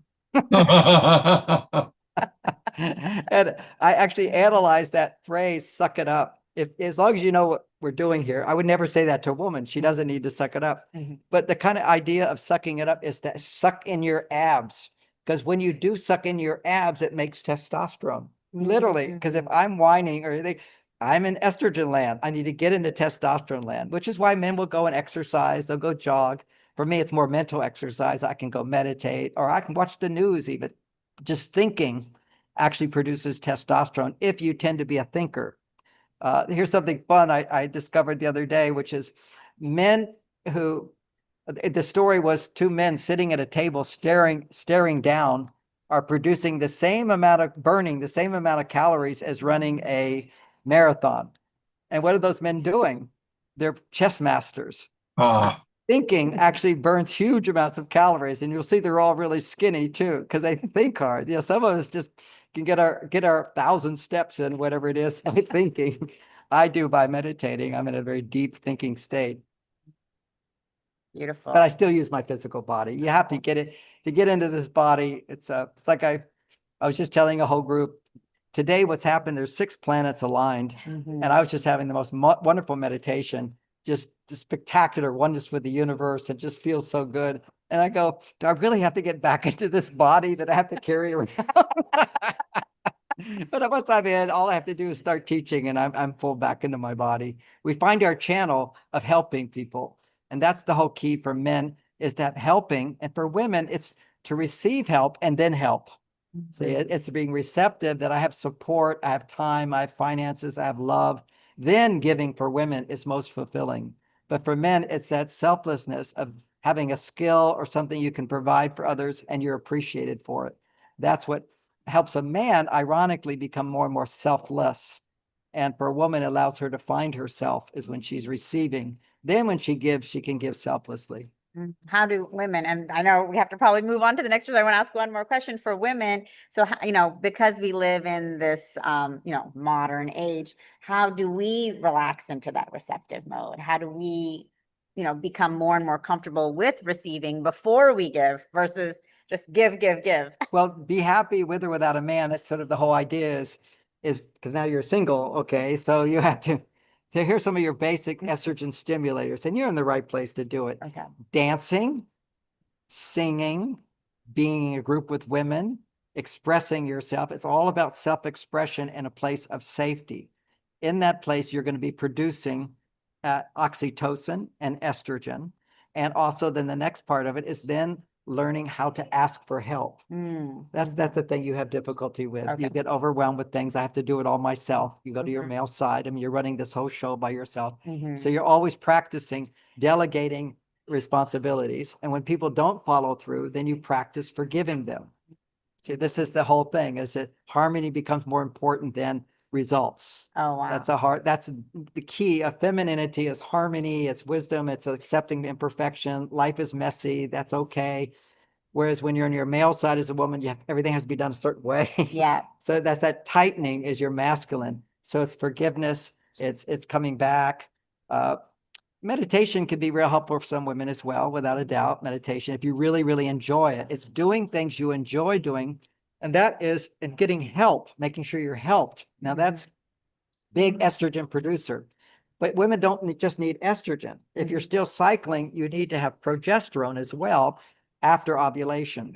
So after ovulation, you still need to make estrogen. So you need to feel help in your life. You need to create a schedule where you feel I have extra time. See, that's really important. You have to be proactive to produce estrogen. I have plenty of time. I have plenty of time is such an important thing. And, people are always saying that, you need to live as though you're going to die tomorrow. If you want to produce progesterone, you need to live as though you have forever. Okay. That's a key phrase for the female. For men, it might be good to feel like you're going to die tomorrow. So get it done today. When men feel I have to do something, they make testosterone. And then when they feel I don't have to do something, but they're making testosterone by something I don't have to do, that would be their cave time. That rebuilds their testosterone.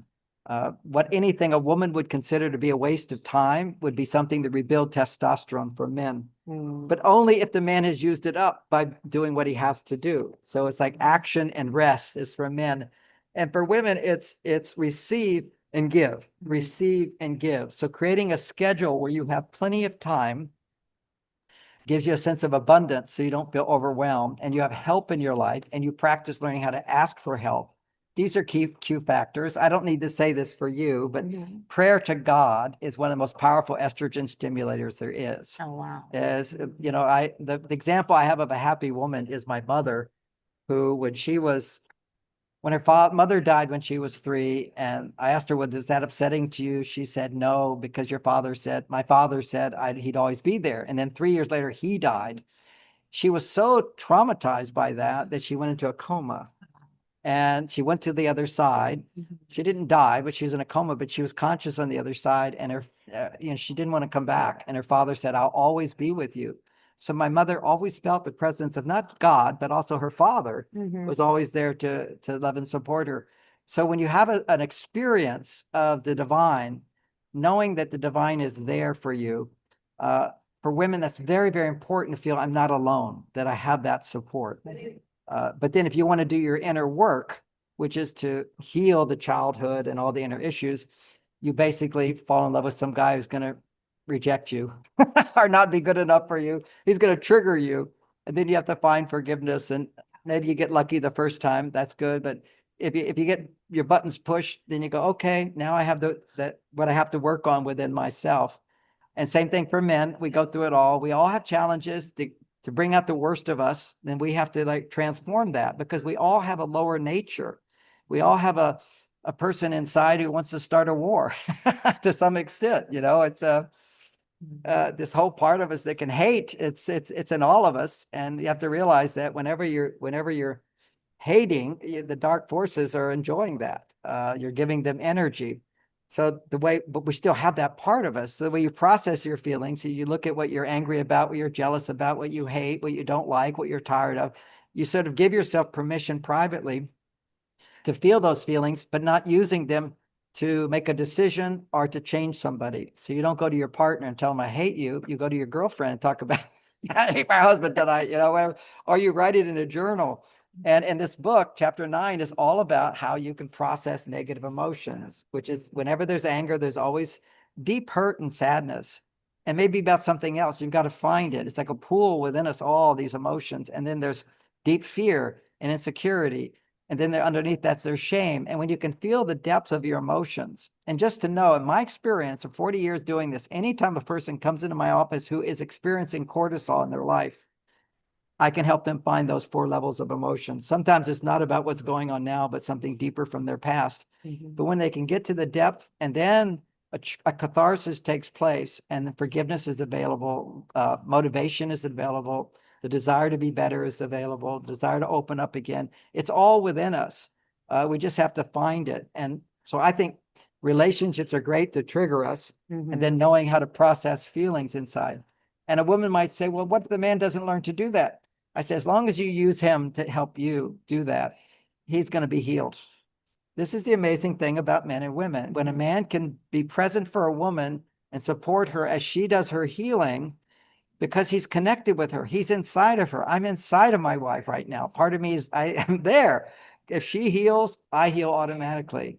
If I'm focusing on my negativity all the time, she's going to go to her male side and try to help me. And she disconnects from the female side, which is the wisdom, the transformation. This is where women can transform a man's life and a man can transform a woman's life. Wow, really powerful. And John, I'm super excited to read your new book. I am ordering it on Amazon tonight. And I already told the audience before you joined us that you asked me to read the book, and then I'm going to have an interview with you with my questions. And I actually invited the audience to also read the book, send me the questions before the interview with you, and then we can have a deep dive discussion with John about all of this. And if you've read the book, I can give short answers. John, it's always amazing to have you on the show. And a reminder that all things John Gray can be found on his website, which is, of course, marsvenus.com. And incidentally, that's his daughter that you always see right up front. And he's actually offering a free booklet. So definitely fill out click here, and you got a free gift coming from John. And there's all sorts of wonderful things available. Anything else you want us to know, John, about your offerings? Well, I've also talked a lot about how women tend to ruminate, and some of us men ruminate as well. And I have a supplement that I highly recommend for that. And it's now become studied by Harvard University, and they're now giving people this supplement for Alzheimer's and for preventing Alzheimer's. It's one of their go-tos. I'm very excited about it. I've been promoting it for 25 years, and it's called lithium orotate. And what I've done is created lithium orotate advanced design. The There it advanced is. design means I add a lot of things to it. There's ashwagandha, there's bacopa, there's various, I don't want to explain all of them, but what I've seen over 25 years is when you combine these things with this magic mineral, lithium, and it's not the kind doctors give, but it's the mineral in the brain that helps to balance dopamine and serotonin, which helps to balance the masculine and the feminine inside of us. So it's been my go-to for everybody. I can always recommend a lot of different things, but it's a foundation. So I highly recommend people could check that out at marsvenus.com. And a lot of people go there and they say, oh, lithium orotate, that's so good. It's cheaper everywhere else because you don't have all the ashwagandha and all the other things and that make it work. It's a choice, but what I find, this is the one that's most effective. So they can learn about it there. It helps to stop the brain from repeating, going over and over. So that's very helpful. And here it is. I actually bought it from you, John, and I've been using it. It's fabulous. Here's the one for men. And then if you go back to the website, you can also get the one for women right here. It's a terrific one. It's something I've used for 25 years. I don't notice it that much, but when I travel, I don't take it because I just doing my work. And when I come home and I take it, I go, wow, what a difference it made, because you will tend to become deficient in something. And it is a real anti-stress mineral that helps your brain balance. Fantastic. John, it's always such a joy to have you on the show. And hopefully we'll see you at the New Living Expo. Will you be there in April? Well, they haven't invited me. I would love to come. I'll probably definitely. They have a new owner who's a buddy of mine. So I'll definitely make sure that he gets you in because if he wants to invite me, I'm happy to give a talk. It's right in my neighborhood, so. Yeah, absolutely. And of course, you can always come and see John Gray in person live at Soul Search at our Enlightenment Expos in the Bay Area. We are honored to have John and his amazing expertise in person. So you can come join us, and also he'll sign one of your books if you bring one of his books with you. And I will be getting this one, and stay tuned for our follow-on discussion live, which we'll do the follow-on discussion for those who've read the book. Yeah, exactly. So we'll be announcing that. Stick around for a moment, John, because we are going to go to a musical offering from our beloved Omashar, and he rocks. He does. I'll be looking forward to it. Apparently I do rock, and thank you for the answer to my question, John. That really helped me, helped me a lot, probably more than I could say in this moment. I'm almost crying because of not having that information 20 years ago. So, yeah. So anyway, this is a song called Dancing into Greatness. Put your headphones on, turn your stereos up to 11, take your shoes off, and I'm going to clear my throat. All right.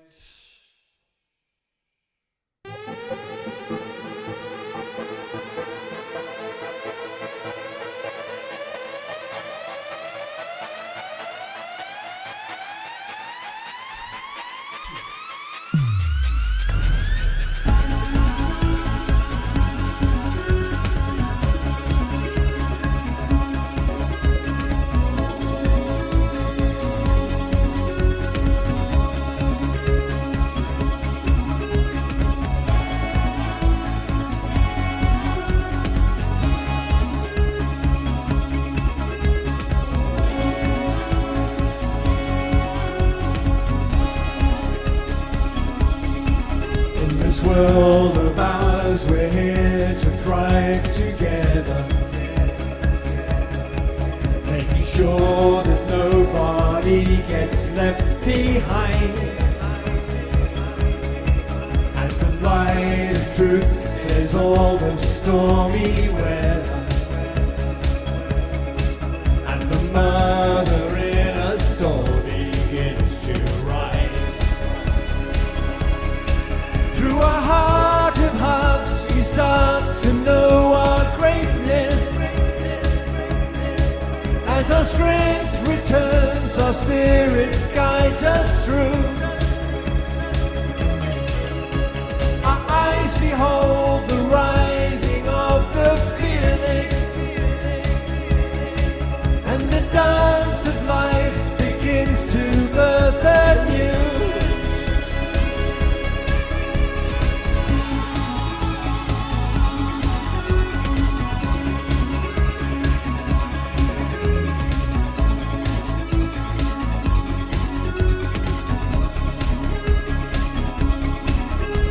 world to change, we need to love each other. But we feel affects the scene we see out there. Look around, forgive your sisters and your brothers. For us all, the time is now to build anew.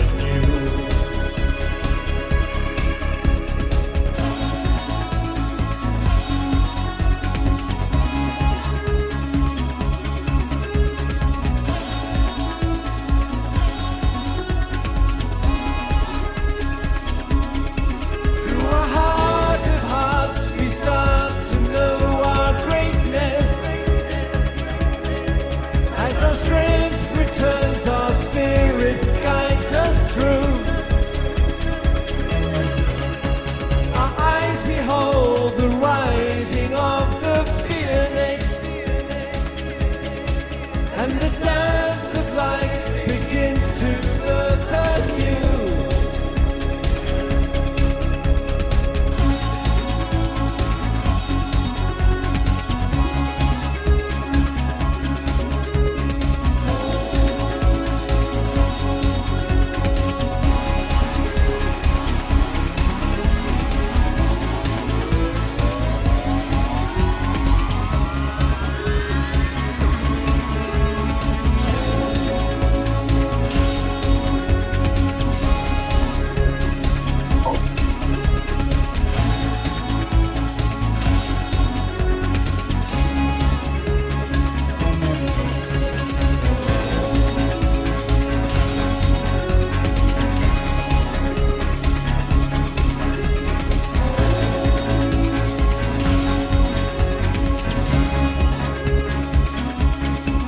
Through a heart of hearts, we start to know our greatness.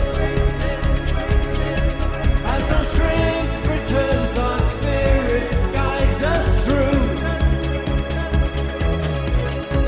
Our eyes behold the rising of the phoenix, and the dance of life begins to birth anew.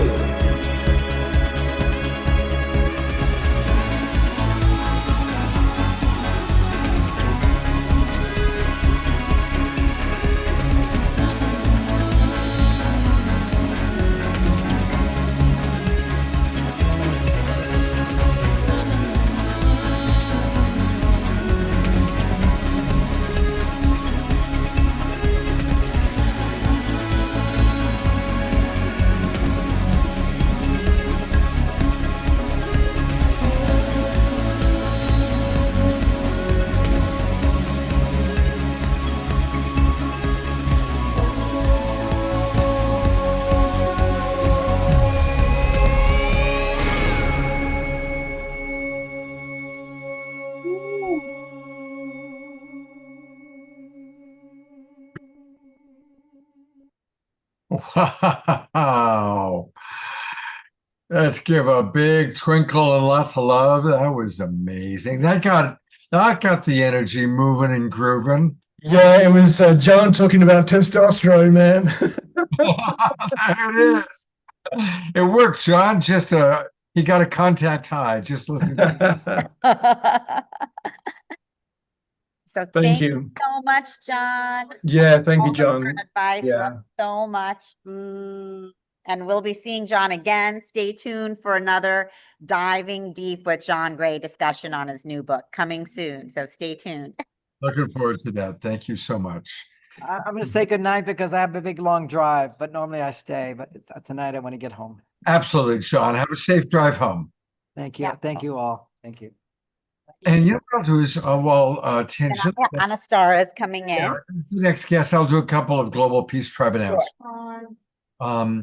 So want to let people know what's coming. Thanks, John. I'm going to mute you for a moment there. There we go. Yeah, so Global Peace Tribe announcements.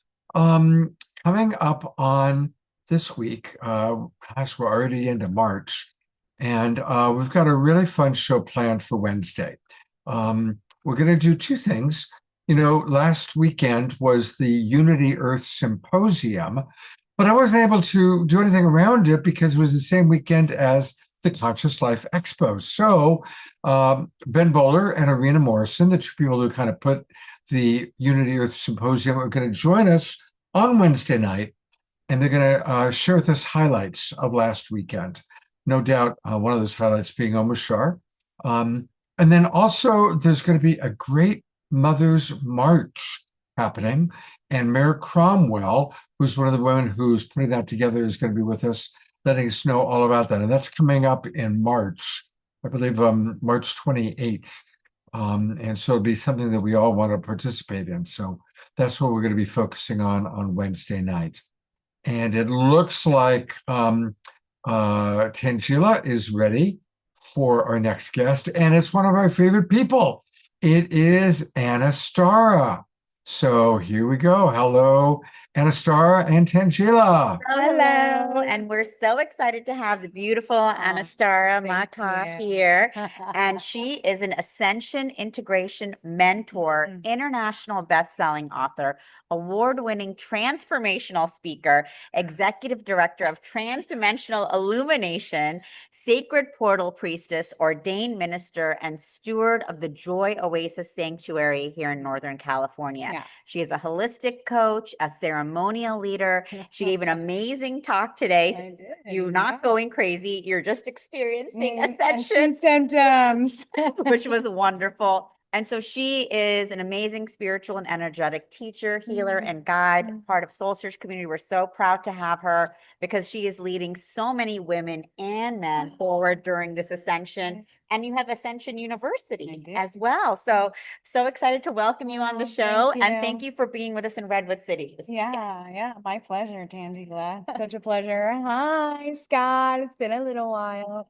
Yeah. Didn't I see you Conscious Life Expo? Yeah, well, I saw you for a moment, but it's been a while since I've been on Awakening World. That's right. Now.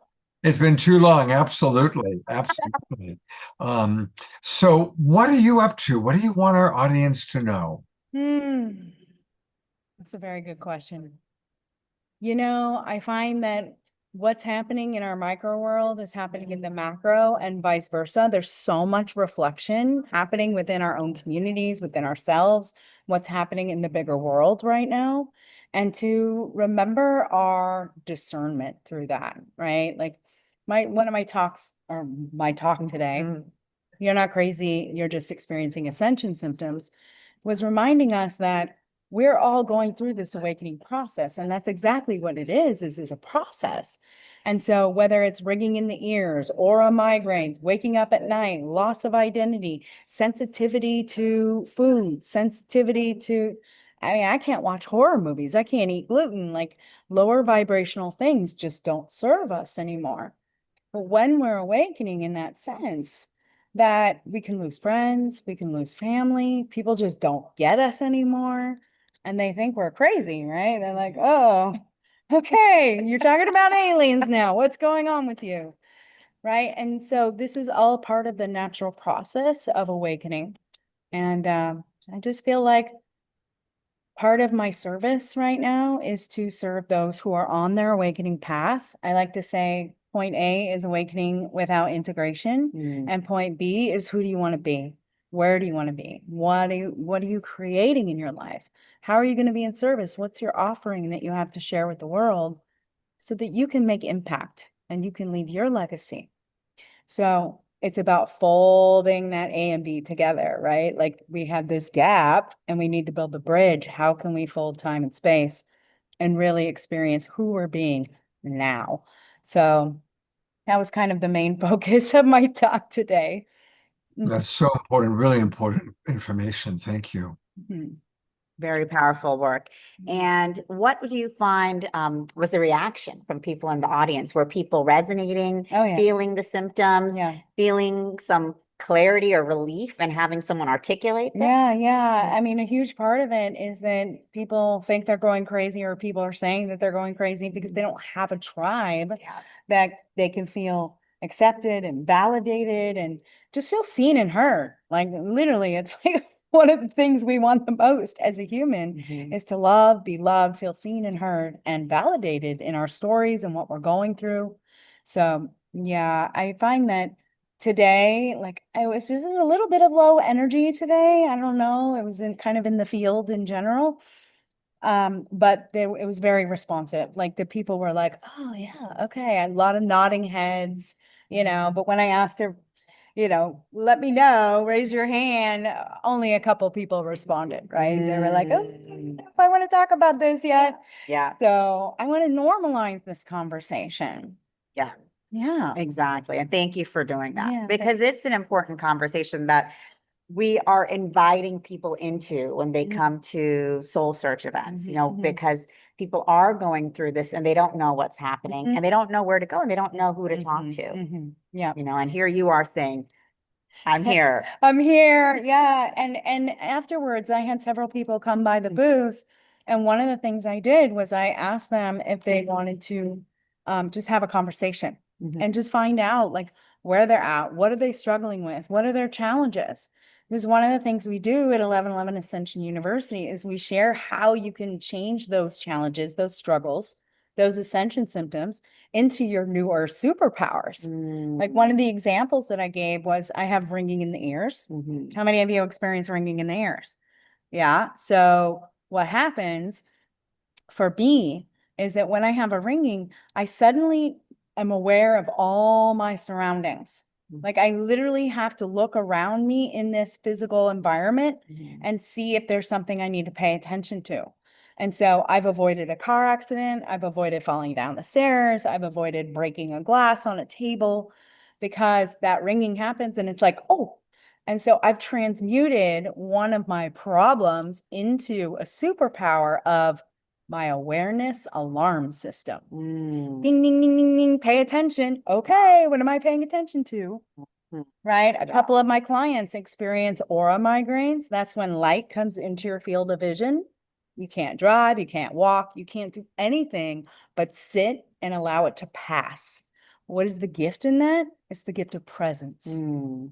Right? So that's some of the work that we do here at the university. Yeah. And tell us a little bit more about the university. How did it come about and what are you bringing forth? Oh my gosh. Yeah. So I found that through my own awakening story, which I shared during my talk today, and we don't have enough time to share it here. But you guys can watch the replay. You can You always can. watch all of our Yeah. Soul Search talks on the Soul Search YouTube Yeah. channel. So every single talk, including Anastara, including John Gray and Dennis and Yeah. Sue, Yeah. are all on YouTube. So you guys can go Awesome. back and watch them tonight, tomorrow, and of course, tune in live tomorrow to see Scott and others as well. I love that. I love that. So, part of my story is that I'm finally coming out of the closet, so to speak, and I'm sharing my bigger story. I'm sharing how I awakened.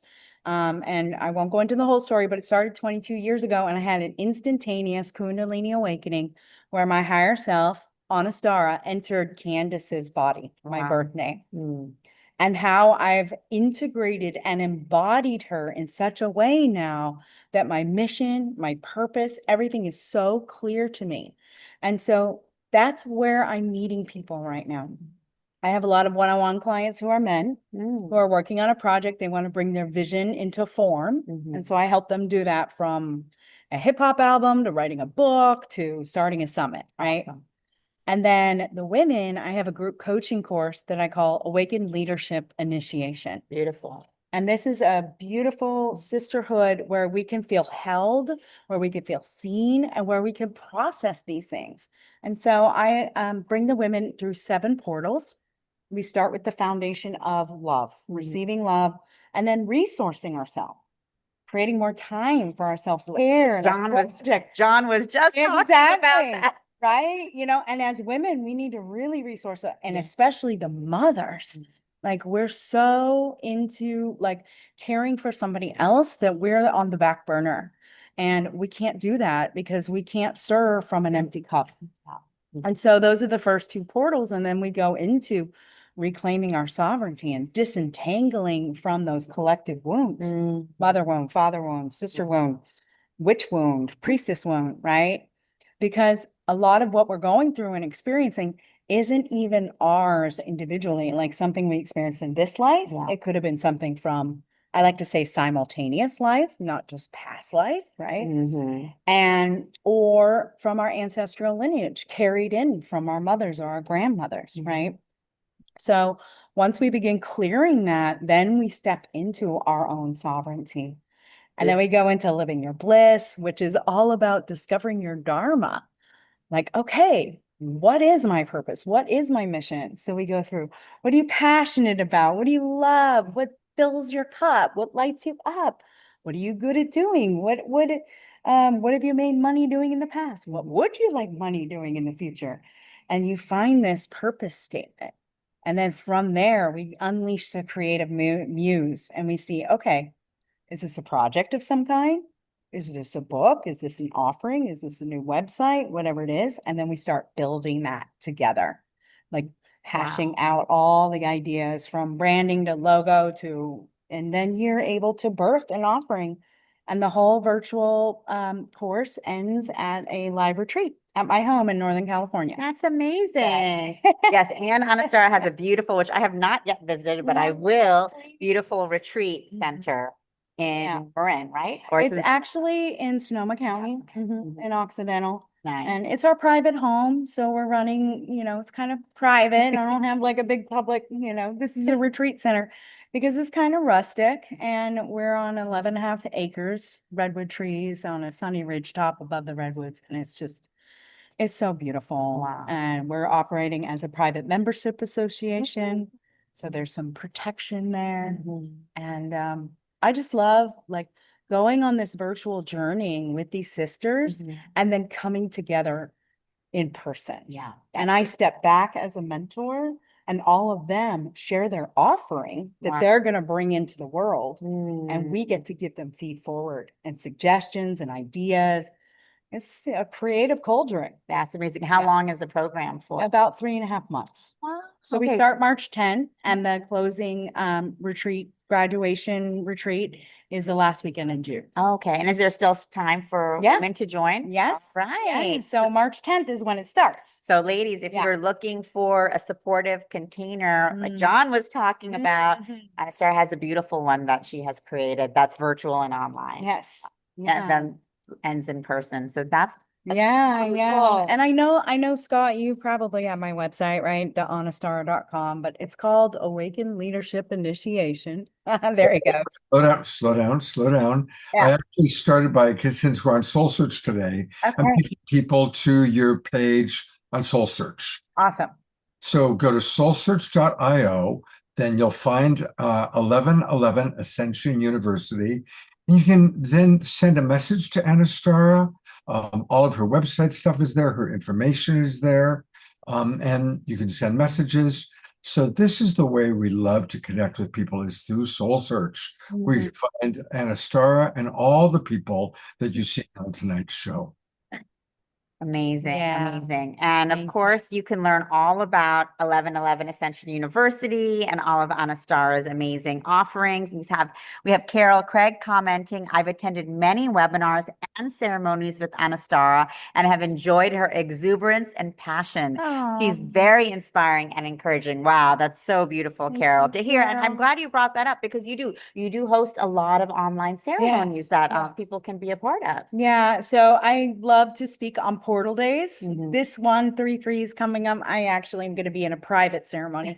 But 1111, 88, like that's my thing, right? I love portal days. I find that they're spiritual holidays for the awakening. So, there's those, and then I do some master classes, but I always weave ceremony and ritual with the teachings. And recently, we're really opening up the ends of all the Zoom calls for a community forum so that people have a place where they could share their awakening stories. And we each have the opportunity to see one another and see each other and see ourselves in their reflection. That's beautiful. Yeah. And Carol's also saying her trips to Egypt are stellar. And so you did just take everyone on a big Egypt did, trip. How did yeah. that go? Oh, it's I'm not amazing. connected I with you know. about it. So Conscious Life Expo last year, Yeah. her and I were talking about it, and I was like, I'm struggling. Like, it's not filling. What do I do? And she's like, Anastara, what is the thing that you want the most? And I said, I want to go to Egypt with my family. I want to bring my husband and my son. And so we started talking about it.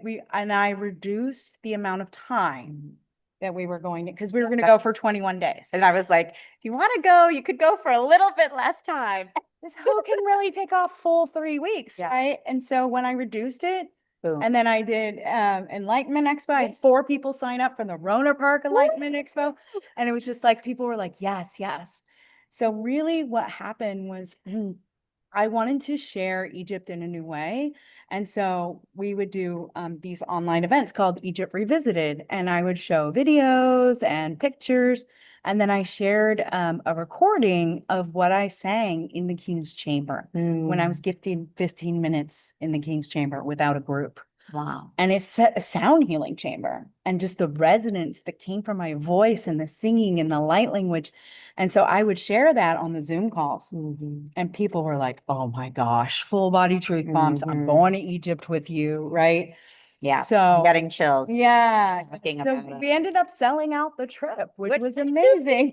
Which I knew you would. Sometimes we just get Yeah. stuck in our own vision of what it Yeah. has to be. And Yeah. then we just, have a reflection from Yeah. someone else. It's like, no, you're still doing it. It's just a little different. Yeah, And then it's yeah. like, boom. I know. You know? I love feed forward. Give me feed forward all the time, please. We don't like to go backwards with feedback. So stay tuned Yeah. for another future retreat It is. with It is Start. happening. So 2025, we were 11/11 at the Temple of Isis. 2027, we're going to do the trip backwards. We're going to start at the Temple of Isis, and we'll be between the paws of the Sphinx and in the Great Pyramid private access on 11/11/2027. Wow. So Yeah. mark your calendars if Yeah. you all are interested in going to the Temple of Isis and all of these beautiful sacred sites in Yeah. Egypt. Of course, you are going to be returning with Anastara, who has spent many lifetimes in those Oh, places. yeah. Yes, I And have. is a priestess of Isis herself, as you can see. So she is so deeply connected. Mhm. And of course, if you're watching and resonating with her, you yourself are also deeply Yeah. connected. So, Thank you.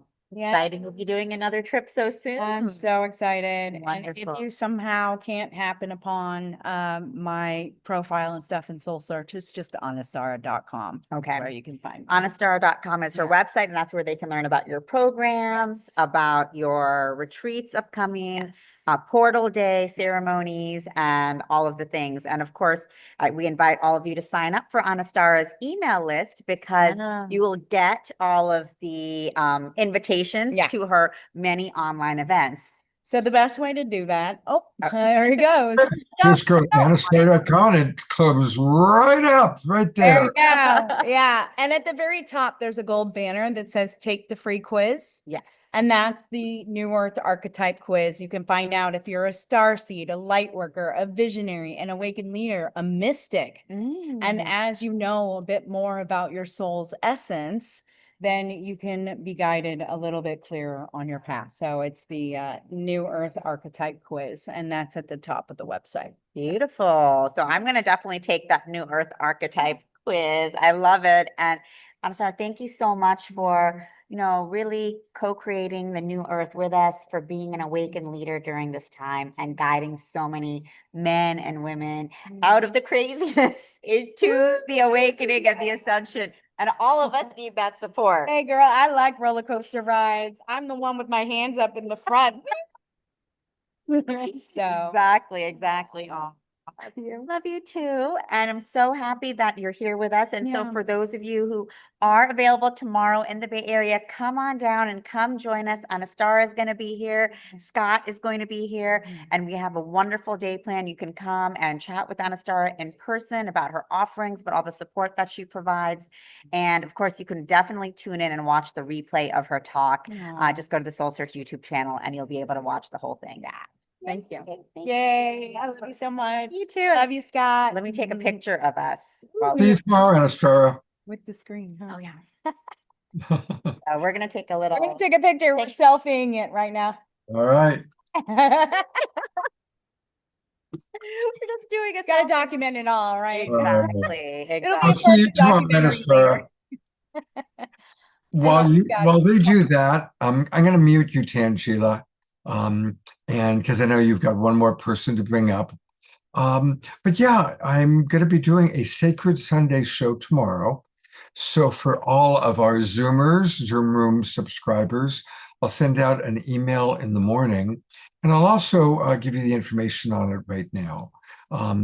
It will be a hybrid experience. I'll be, of course, at the Enlightenment Expo. So any of you in the Bay Area, please do come. And come for the whole day from 10 a.m. till 6 p.m. And my talk is going to be at 12 noon. But of course, for those of you who can't make it, please do come online. It's free.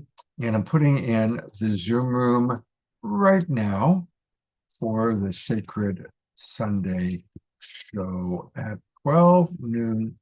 Tomorrow is, there we go. And of course, we will start with an Omashar song.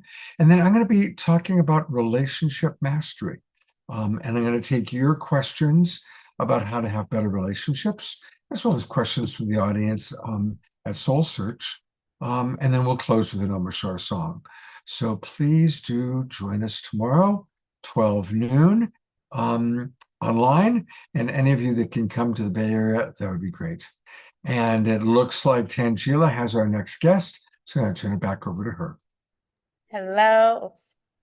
Hello, everyone. Thanks for staying online with us tonight as we are meeting so many of our wonderful guests from the Redwood City Expo, and I'm delighted to be introducing Monty Leach. He is a longtime volunteer at Share International, and he has committed 40 years of his life to creating awareness about the emergence of the world teacher for the age of Aquarius and the practice of transmission meditation, a new form of meditation for world service and, of course, world peace, which we are, very committed to and have been practicing today. And today is an important day for us to really be bringing forth this transmission. Totally. And so I'm delighted to have Monty here Thank you. from Share International. Thank you for joining us. I'm so happy to be here. Thank you for inviting me. Of course. And he actually led today at the Soul Search Expo a really powerful transmission meditation. Thank you. It was a great experience. There were about 20 people there,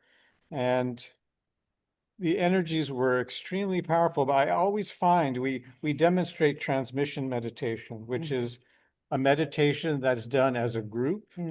It's done to serve the world. It's done to help the world. In a way, it's done to help create peace in the world, but it's broader than that. It's more general to help the world. And so this was introduced many years ago by a master of wisdom, a great spiritual teacher who worked through Benjamin Krem, who founded Share International. So this type of meditation was given as a gift to humanity for us to be able to serve the world, to help the world in a very simple but powerful way.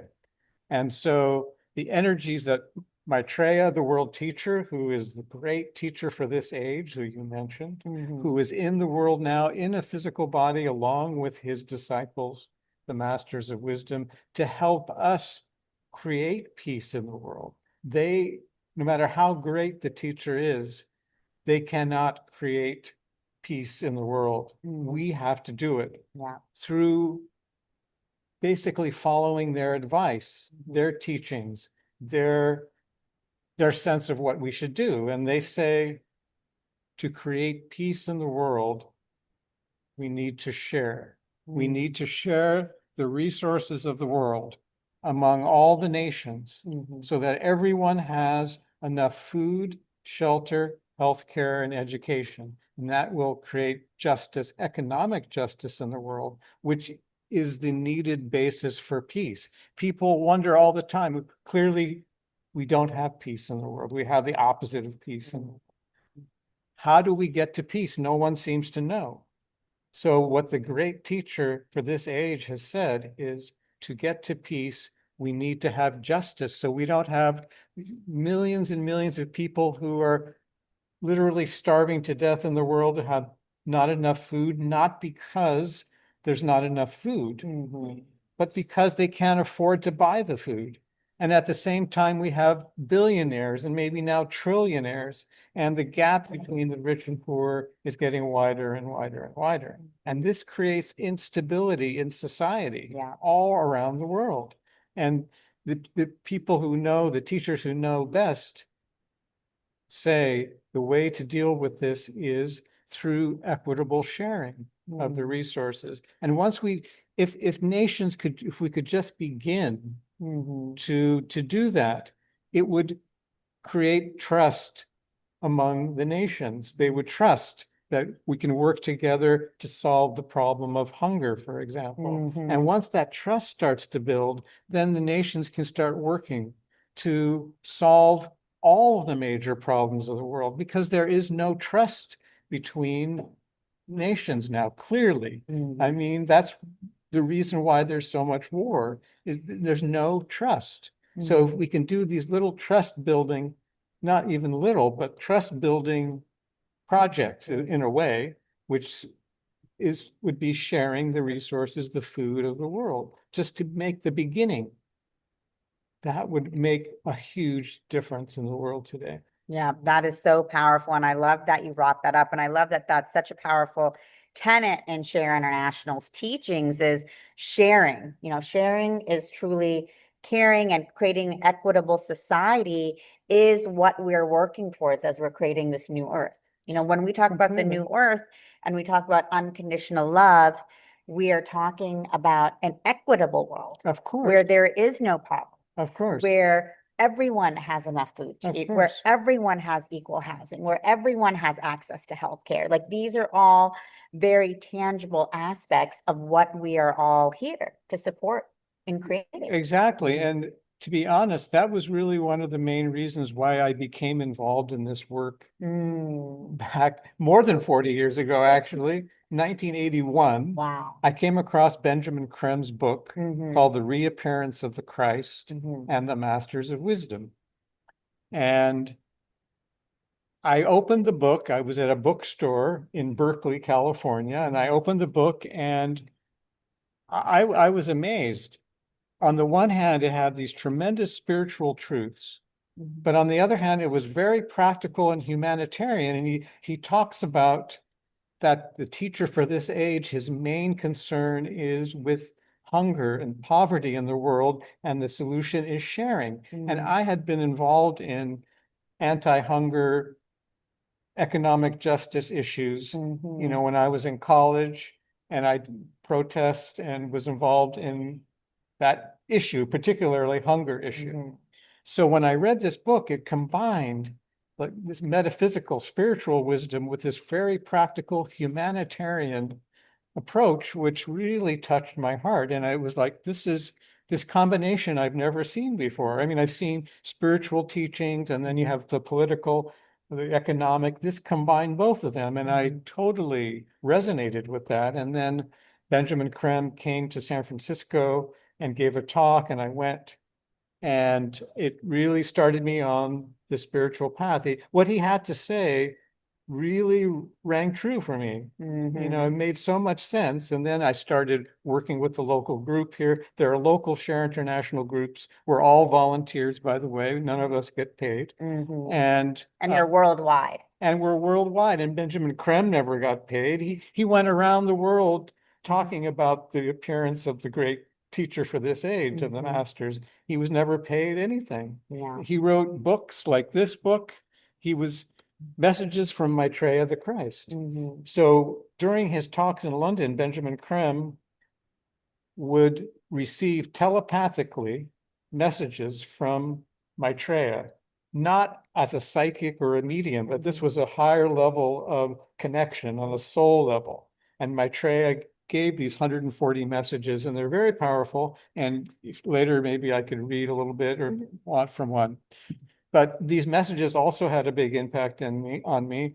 And I also started doing the transmission meditation with the local group here. And that's another aspect of our group's work, is we introduce transmission meditation, which is a form of service. It's done as a group to help the world. And I did a demonstration today of that, and we get to experience the energies of Maitreya and the masters it's incredible. I mean, it's an It is. incredible opportunity to experience these energies from these very highly developed, highly evolved spiritual teachers that we can we invoke the energies. It's a very simple meditation and it's done as a group to help the world. So I started that after hearing Benjamin Creme speak and reading his book, and I started doing the meditation back in 1981, and Here you are. here I am. Still I'm gonna come in Still for a moment. and we have Yeah. The trailer that you sent me isn't loading. I It's tried not? it.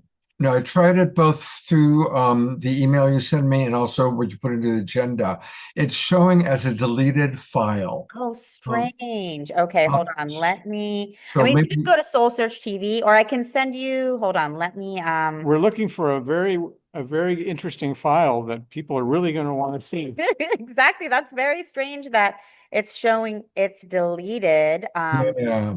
Hold on, I can just send you another one right now, Scott. And just to let everyone know, we actually have a show on Soul Search TV that was created by Share International.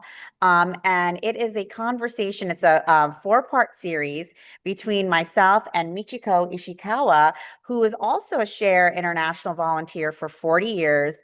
And she was also a teacher who worked and traveled quite extensively with Benjamin Creme. And she is Japanese, and she traveled with him all over the world, but particularly in Japan, translating for him.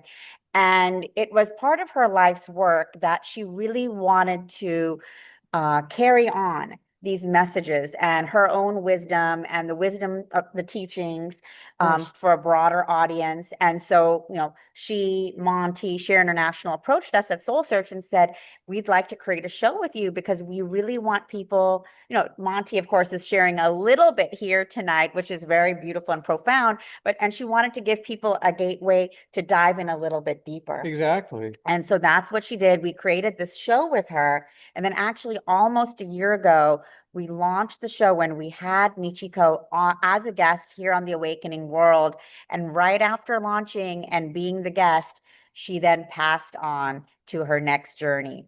So it was a really profound experience for all of us, and all of us here at Soul Search, at Share, just because we really felt like for Michiko, this was the culmination of her life. I totally believe that. I think she believed it too. She'd been working 40 years and done many, public events and interviews and many programs, but this really culminated all of her life's work. And I know she really so much enjoyed working with you. And it's actually a 5-part Oh, yeah, series. part series, exactly. So there's more to love there, And we do a transmission meditation together in the series, Yeah, which is powerful. So part 5 is transmission meditation. So you get to experience the energies there. And at the beginning of the intro, which and I have to say you did such a wonderful job Oh, thank you. interviewing her. And I think she really felt the same way. Oh. And I highly recommend this show. It's on Soul Search TV, and you'll get a much, much more in-depth perspective on just touching the surface of a few things. But this series will go really into depth on a lot of these different aspects, and they do it in such a wonderful way. It's a conversation. It's like a heart-to-heart conversation. Yeah. But all this really profound, deep information comes out in the conversation. And I love your introduction too. And I had it written down, but it says, dive in. We dive in to the spiritual art and the prophetic message of Benjamin Creme, the awakening consciousness of humanity, and the appearance of a world teacher among us today. I know you'll find this series enlightening and compelling. Join us for all 5 episodes. I've watched this series so many times, I have it down by memory. Amazing. And for me, I learned about Benjamin Creme and Share International through doing the series with Michiko. Really? Yeah. Yeah, it's really great. I highly recommend it. And I've seen Michiko many times, and this is really, a highlight. Okay, well, I've got, do we have it downloaded now? So let's look, okay? It does have Japanese subtitles on this one because we also have it available for a Japanese audience. So if you want Yes. Soul Search TV, you can watch it in English or you can watch it with Japanese subtitles. Yeah. So we're gonna just show the trailer with the subtitles. Just ignore the jet. I'm hoping to be able to put a little light of hope in people's mind, even if their daily life may not change. When there is that hope, there's a big difference in the way they live. So you see in the world now, a lot of people, everyone's working towards the transformation of the world, climate changes, ecological and peace. Sharing is the key to solve the problems of the world. But who would take it seriously? What if it's true that the great teachers like the Christ or Buddha were to come into the modern world now and guide and inspire humanity? Then proposition of sharing may not be too far-fetched. From the point of light within the mind of God, let light stream forth into the minds of men. Dive in to the spiritual art and the prophetic message of Benjamin Creme, the awakening consciousness of humanity, and the presence of a world teacher among us today. I know you'll find this series enlightening and compelling. Join us for all 5 episodes.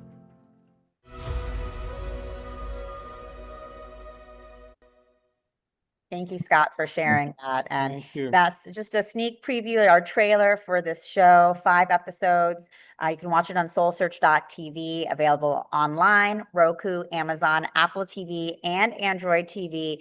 And, like you saw in the trailer, what I love about Share International's work is the political and economic side of everything. And, we tend to sometimes think that, oh, the spiritual is just personal, but actually the spiritual is not just personal, it's for the collective. And whatever we do spiritually for ourselves, the inner work is always reflected in the outer. And for Maitreya and, these world teachers to be here supporting us as we strive not towards just our own inner peace, but the outer peace that comes from our collective awakening, economic justice for all, environmental protection for Gaia, and all of these political movements. It's really important and amazing to see that connection. It totally is. It's an artificial separation, that people say, well, I'm working on myself, so I don't have time to, work in the outer community. No, we don't have that luxury these days. Things are so critical in the world now. We don't have the luxury to maybe hundreds of years ago be a monk and, as John Gray was saying, he was a monk. Well, we don't really, I'm not against monks, I'm not saying anything against monks. They're great. But we don't have the luxury of being a monk and just sitting in a cave and not participating in society. We are at a very critical time in the world now. That's why Maitreya and the masters are here now. They're here actually 1,000 years ahead of when it was anticipated that they were going to be here, because this is so critical, and they've come in time to help bring us back from the precipice. But we have to respond. We have to do the action. We have to take action to save the world under their guidance and supervision. So it's up to us. So meditation is wonderful. Spiritual growth is wonderful. And you can do spiritual growth and meditation by doing transmission meditation. And you're helping the world too. So you get I think they call that a twofer. Is that a twofer? Twofer. You get to participate in a meditation which enhances your own spiritual development, which, because these powerful energies are being sent through the group at the time, and that it literally enhances your own spiritual development. But at the same time, and the main purpose of it is to serve the world. Serve humanity. And that is, I think, very powerful. And I really appreciate that tenet that you all have as a main part of your spiritual work and your spiritual teaching is that we're not just meditating for ourselves, we're meditating for the planet. Absolutely. And when we're meditating for the planet, we're meditating for no hunger, no poverty, Totally. economic justice, Totally. healthcare for all, education for all. These are very tangible actions that we know is a part of our reality, because in the end, in this exact moment, we have all the technologies available to us to end world hunger, to have housing for all, Completely. education for all, environmental protections in place, no war. All of that is within our ability and grasp in this very moment. It is only our choice as a consciousness, as humanity, that we are not there yet. But as we come together in world service and peace and inner peace and meditation and reflect that into the outer peace, outer consciousness, we can shift all of this in a heartbeat. Totally. So- I completely Question, because what you're saying is wonderful, and we all know it, honestly. And people in our chat box are actually requesting, is it possible to actually do a transmission meditation? Well, that's a very interesting. How much time do we have? How long does it take? Well, we can go as long as we want, but it's a very What simple would be a short, what would be a quality short one? How long would a quality short one be? I would say, if you're asking my opinion, if we could go for 15 minutes, that would be great. If you can't, that's fine. But when we say we would say together what's called the great invocation.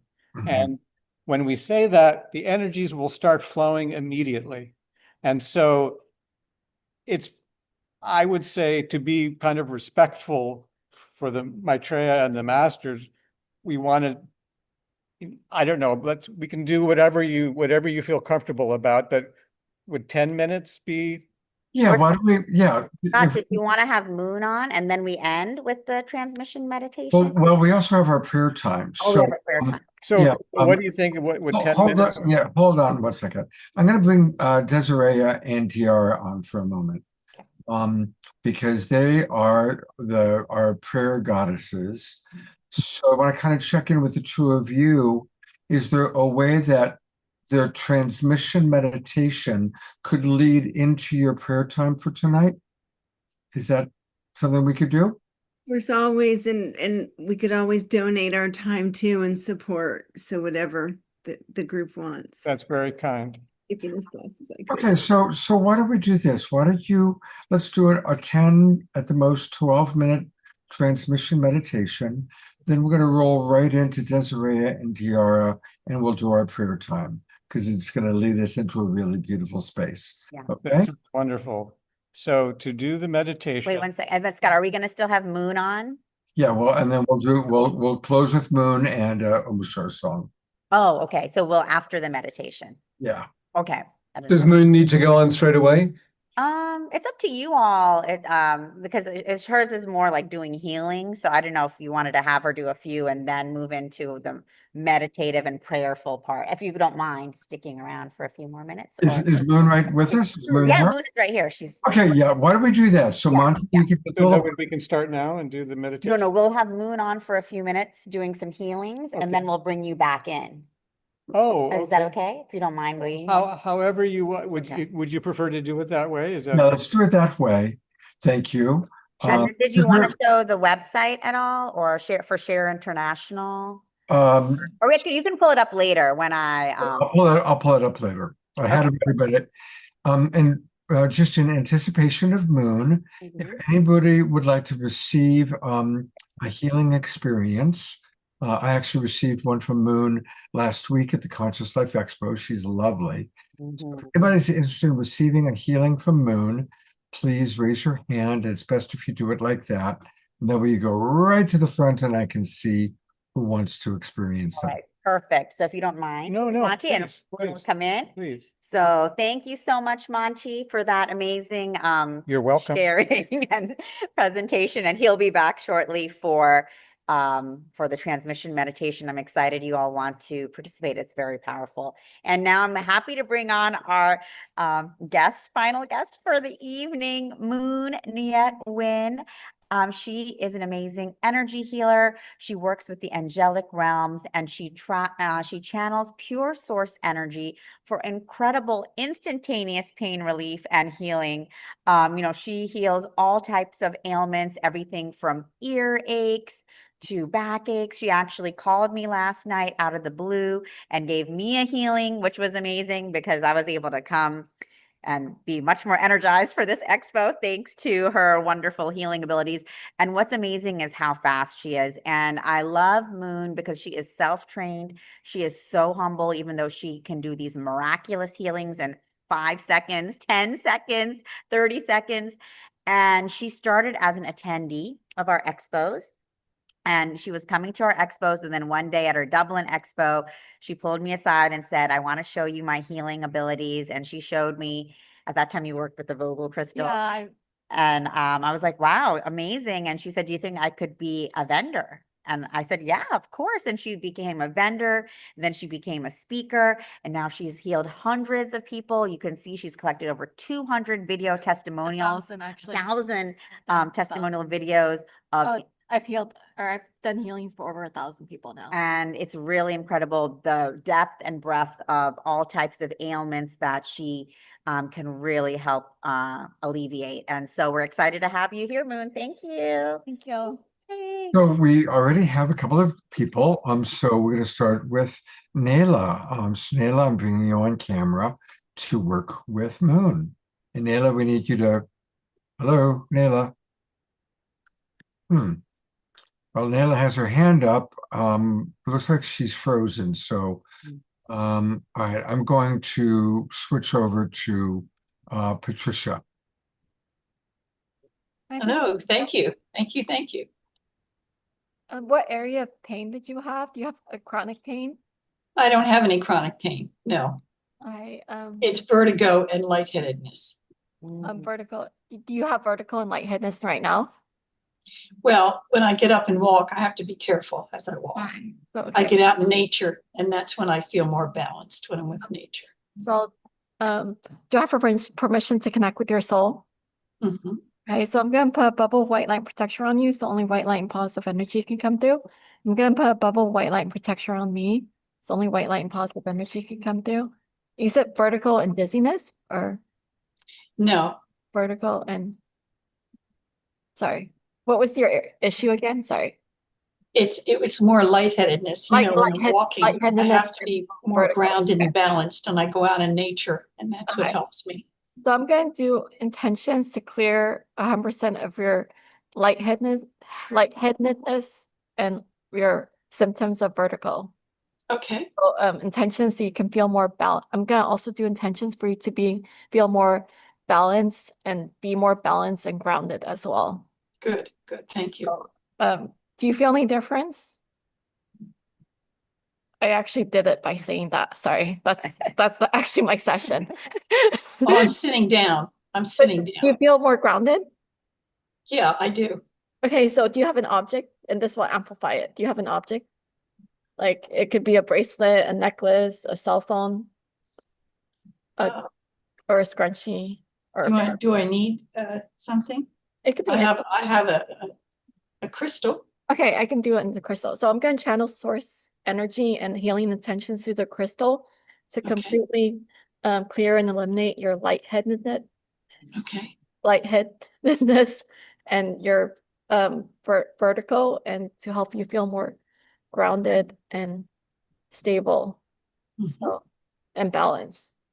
So, are you feeling better now? Thank you. Is there else that has chronic pain?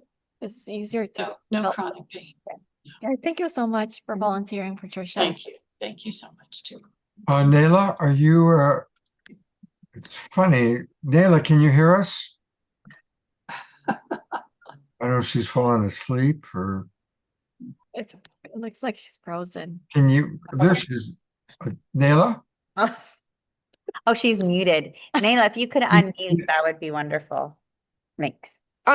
Yeah, keep it unmuted. Yeah, Yes, thank you. Thank you. Hi, Nella. This is Moon. Do you have an area of chronic pain? Yes, I do. In my lower gut, and I also have breast cancer. Yeah. So lower gut. So you have pain in Yeah. your lower gut. Okay. Yeah, it's chronic and it's never been diagnosed. Do I have permission to connect with your soul? Yes, you do. I'm gonna put a bubble of white light protection on you, so only white light and positive energy can come through. I'm gonna put a bubble of white light and protection on me, so only white light and positive energy can come through. So I'm going to do intentions to clear and eliminate 100% of the chronic pain in your gut. So you have no pain in your gut now. So do you feel less pain? Yes, a little bit. Yes. Okay, so Yes. do you have an object I can amplify with it? It could be your glasses or your hat. You want to choose? Okay. My glasses. Right. Yes. So I'm going to channel source energy and intentions into your glasses to clear it and eliminate 100% of your chronic pain in your gut now. So do you feel a difference now? Yeah. Is it Yeah. further reduced? Yeah, it is partly. Yes. Yes. Yes. How much would you say is reduced by? I'd say half. 50%. Okay. Mhm. Okay. So is there anyone else? Scott, sorry, I've gotten a lot faster at this, so I don't know if you know this.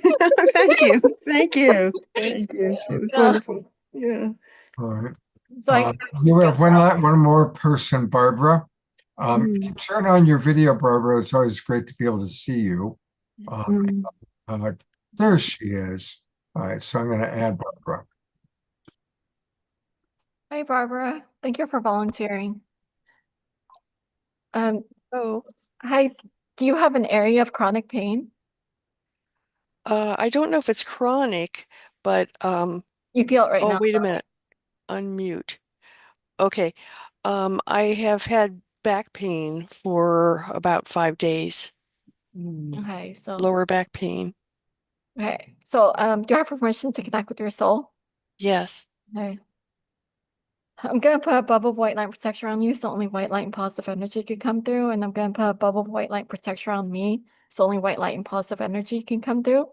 And we're gonna do intentions to clear and eliminate 100% of your chronic or 100% of your back pain now. Do you feel less back pain? I think so. I'll know for sure when I get up and walk, but yeah, I think so. Okay, and then do you want to just get up and walk just quickly? Oh, well, Or might take a minute. actually, oh yeah, okay. We can wait, yeah. We can wait. Okay, just a second. I think it gets a little confusing, Moon, because you go so fast. I know they don't know that that's the intention. Well, I didn't explain myself. I can use any words with my intention, and I just choose to use those words.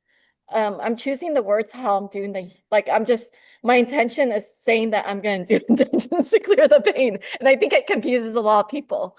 But that's actually like I can use any words, and I used to say my intentions in my head, but it's quicker and it amplifies my intentions are amplified when I speak my intentions out loud. Since I can use any words, I'm just choosing to state those words. I can read like a prayer from an invocation or a prayer from a book that's about healing, and that could heal their pain. It could be today I was doing my talk, and 100% of this lady's hip pain went away, and I was just introducing myself and talking about myself. So it doesn't matter what words it is, as long as the intention is there. Okay, so did you feel any difference in your back? Lower back? Yes. How much Yeah. reduced by? 60, 70%, I would You're say. 7%. Yeah. So I'm sorry about the confusion because I didn't explain it. I know people were waiting for the healing. They're like, okay, so but I'm gonna amplify. Can I do it with your glasses or your speaker or your headset? Anything. I also can chat. I have the gift where I can channel any object. It could be a car keys, plastic. Okay. So you want me to hold my glasses No, or something? I'm going to channel. I'm going to put healing intentions into the object, and that will amplify my intentions, and that could, it could eliminate 100% of your back pain. Like, I do long-term pain relief, so in many cases, the person's pain doesn't come back for sometimes months, years, or just has never came back ever since the session. So, which area? She said glasses. Glasses, okay. I'm gonna do intentions to, I'm gonna do intentions and channel source energy into the glasses to completely clear 100% of your back pain now. So do you feel any difference? Is it reduced further? I would have to get up and walk. Okay, if you want to get up and walk Sitting again. here, Yeah. yeah, sitting here, it's not bad. Mhm. It's harder because I'm wearing these headphones. Scott, is your hand feeling better? Did it say? Honestly, it's still the same. It Okay. hasn't, yeah, it hasn't, Yeah. yeah, it hasn't improved.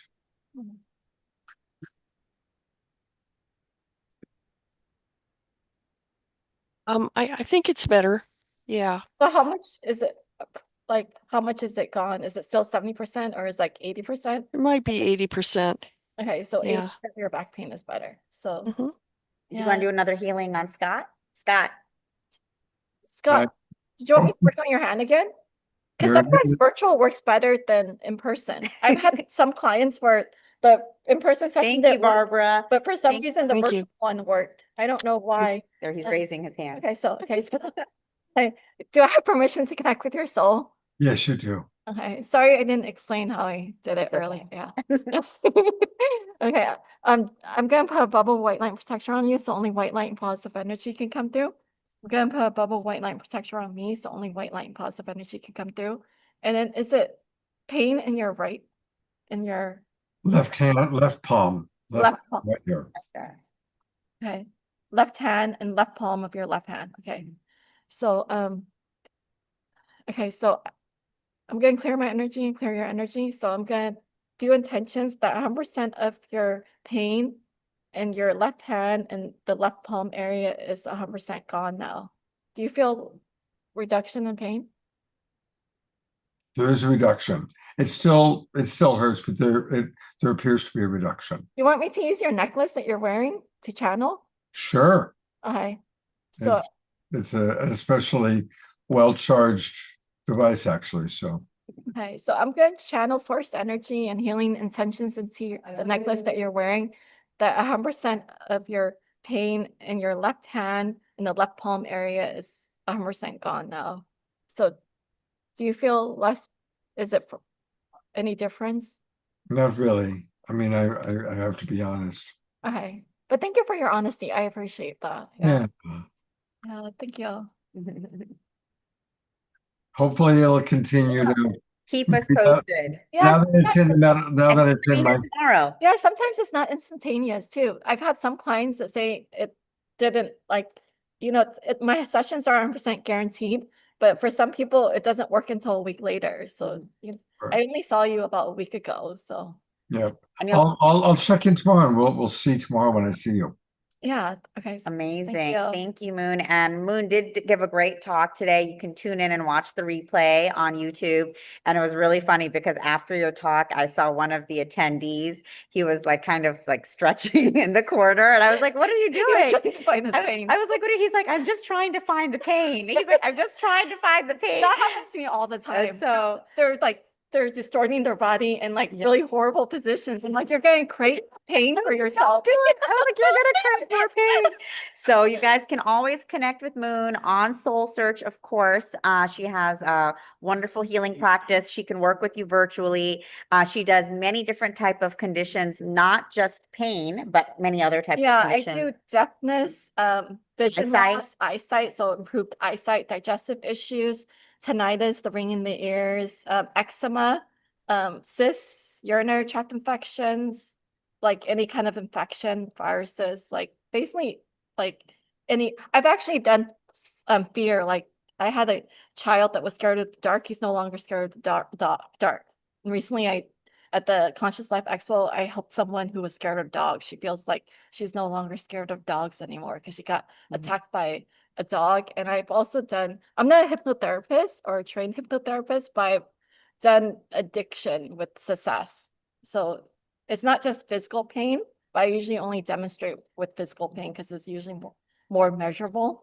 But thank you so much for having me on. And thank you, Moon. And Moon also, like I said, I was doing some work last night, and then Moon called me about her just about the videos and YouTube and Instagram, and then she did some healing on me, both physical for my lower back pain and emotional, and you really helped me a lot. So thank you for tuning in and just calling me out of the blue like that.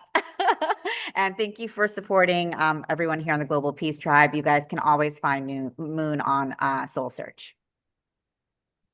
Thank you, Moon. Thank you so much. And I'll see you tomorrow. I'll see you tomorrow. Thank you, Moon. And then now we'll bring back Monty for the transmission meditation and for, really bringing in these energies of world peace and world service together. Absolutely. Welcome, Monty. Absolutely. Thank you, Benji. And just And to let me check in for a moment, Monty. Hang on one second. I want to check with Omshar to see if he would prefer.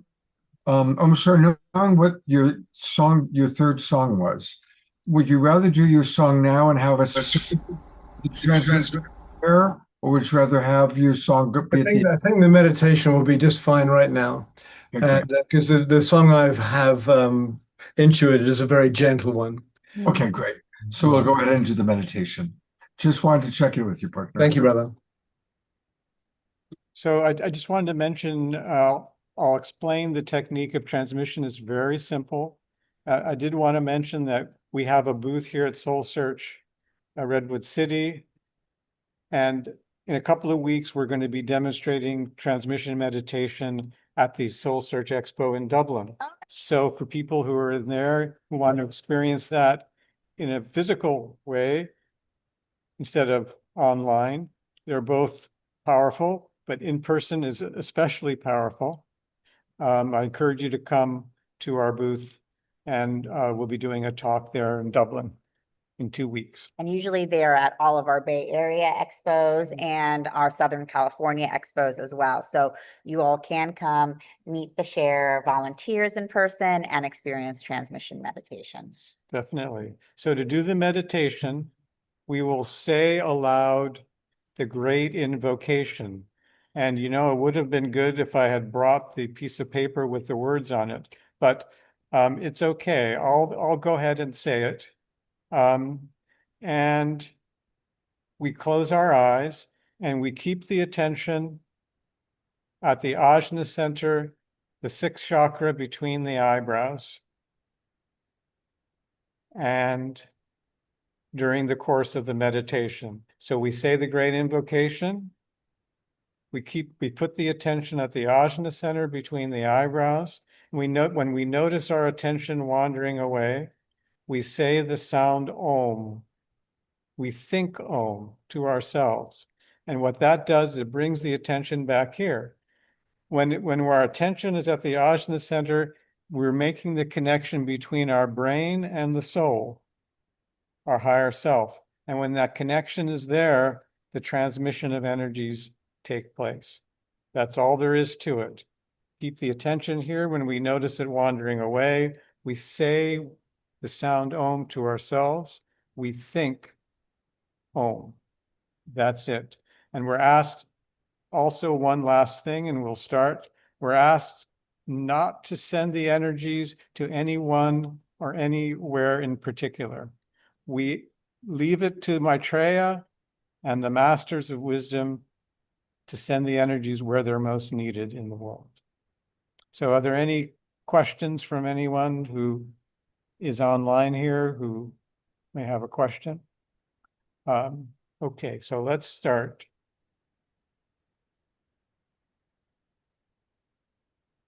From the point of light within the mind of God, let light stream forth into the minds of men. Let light descend on earth. From the point of love within the heart of God, let love stream forth into the hearts of men. May Christ return to earth. From the center, where the will of God is known, Let purpose guide the little wills of men, the purpose which the masters know and serve. From the center, which we call the race of men, let the plan of love and light work out, and may it seal the door where evil dwells. Let light and love and power restore the plan on earth.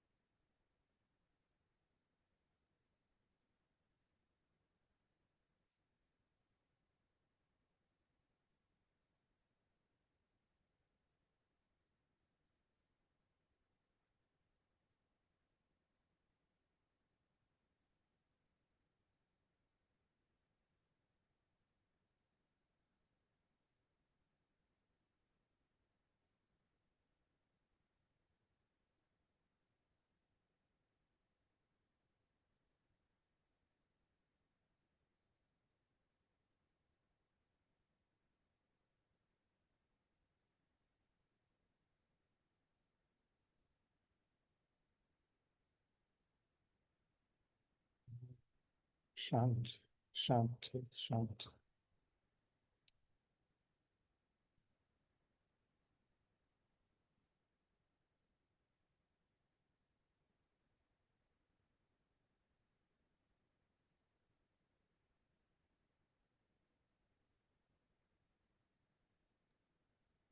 We're going to roll right into Desiree and Diara.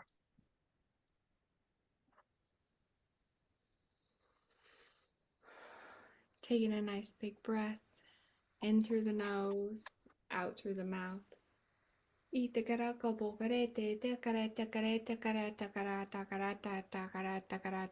in these trying times, we bring in the light.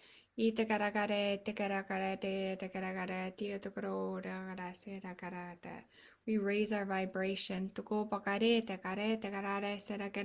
We spread our voices. Our words heal.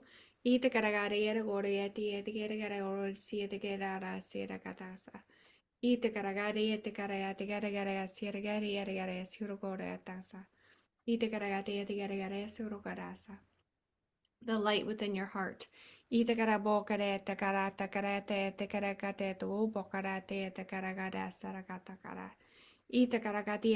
guardians and the ancestors can see that. We're going to amplify that now.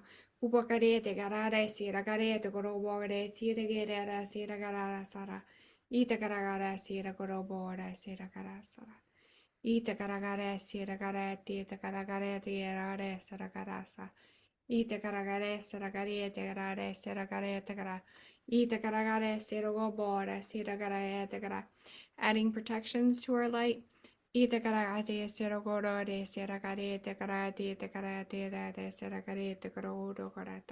Knowing that we're held.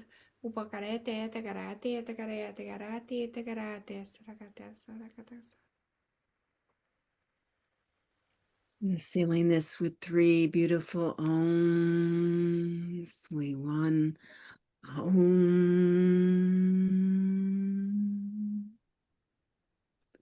and om and om.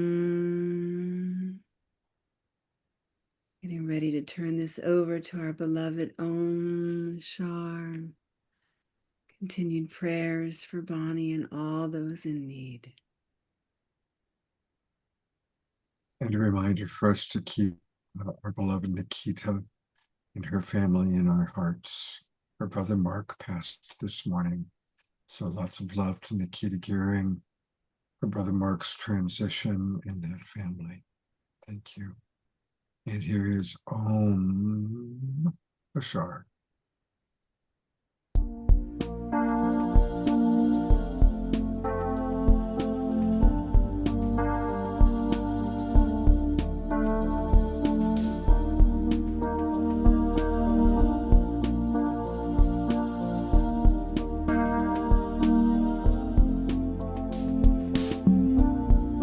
Hope springs eternal in this heart of mine, learning surrender, learning to fly, knowing you're with me, my invisible friend, loving me onwards, calling me out of myself. Here I go again, trusting in life. All of the tears I've cried, clearing the way. All that's been said and done is turning to dust. Now that I'm here again, I will sing praises to the Maker of my life.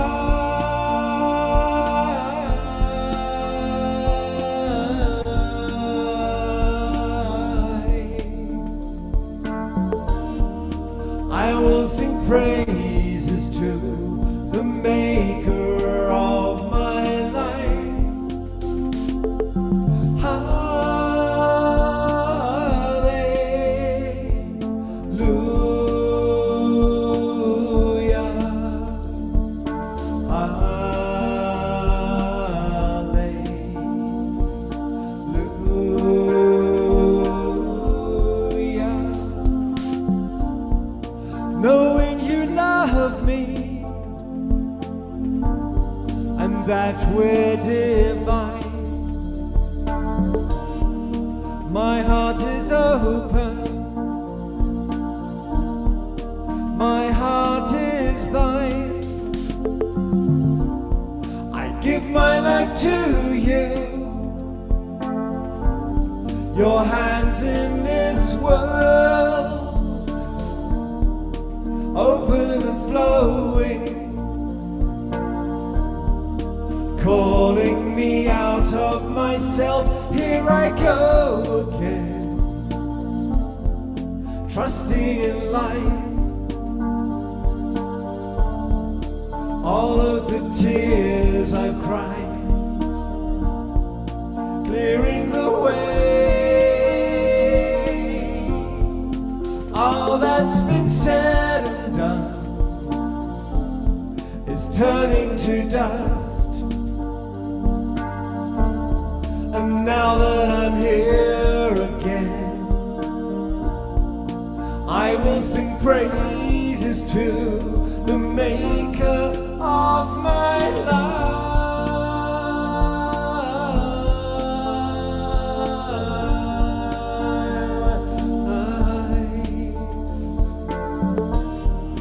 I will sing praises to the maker of my life.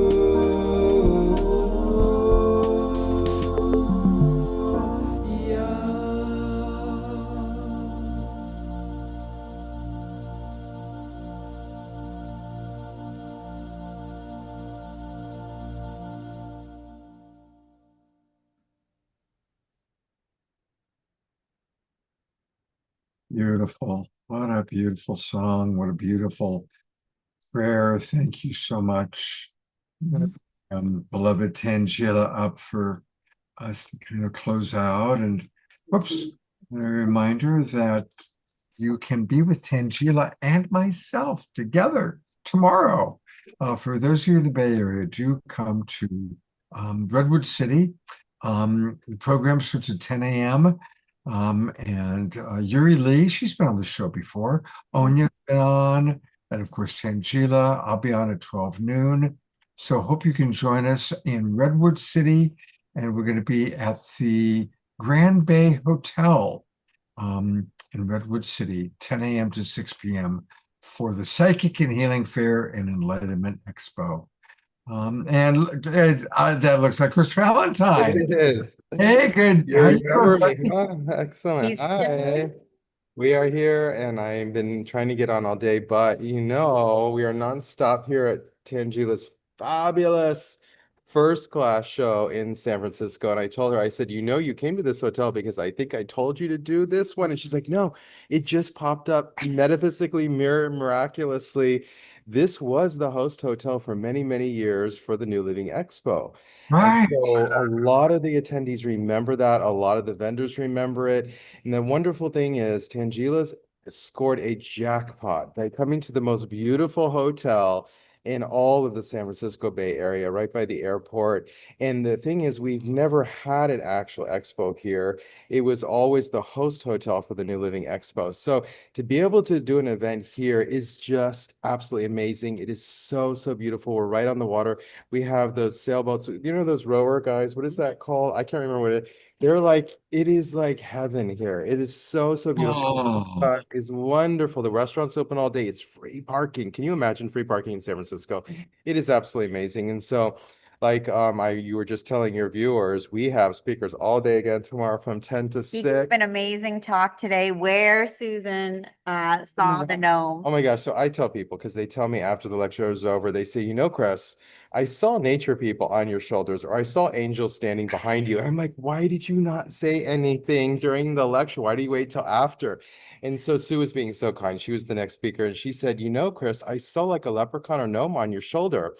And she gave a name, and I said, Sue, I said, you will not believe this, but Billy, who you saw, and she named names. She said, Billy, I said, Billy is the one who's helping us with the show this weekend.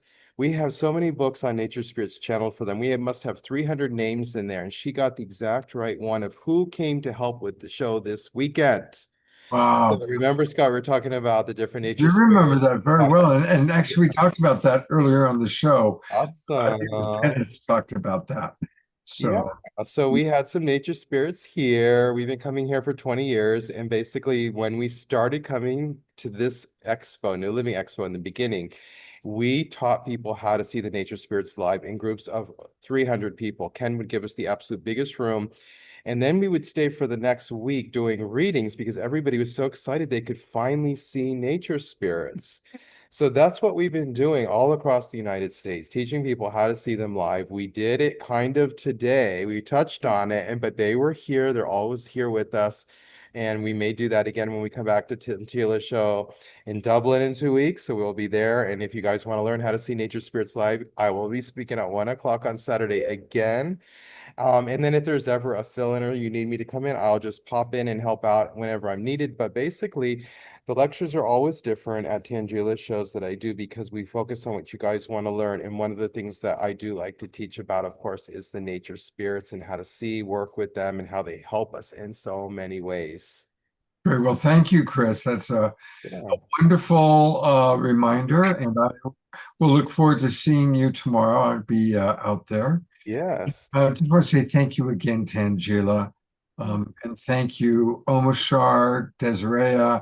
We're closing up, bring up our people. Yeah, thank you so much, Scott, Omashar, Desiree, Deara, all of our Global Peace Tribe community, Soul Search community. Thank you all. For us, this is a day of peace. It's a day of power. It's a day of love. So thank you all for co-creating this together today and every day. So love you all. Hope you guys can join us live and in person tomorrow. Scott's going to be giving an amazing talk on relationship mastery. I'll be speaking about fifth dimensional consciousness. And for those of you who can't join live, tune in on our YouTube channel. We'll be broadcasting. And Scott, you're doing a Sacred Sunday show tomorrow. Yeah. So everybody can tune in on Sacred Sunday show.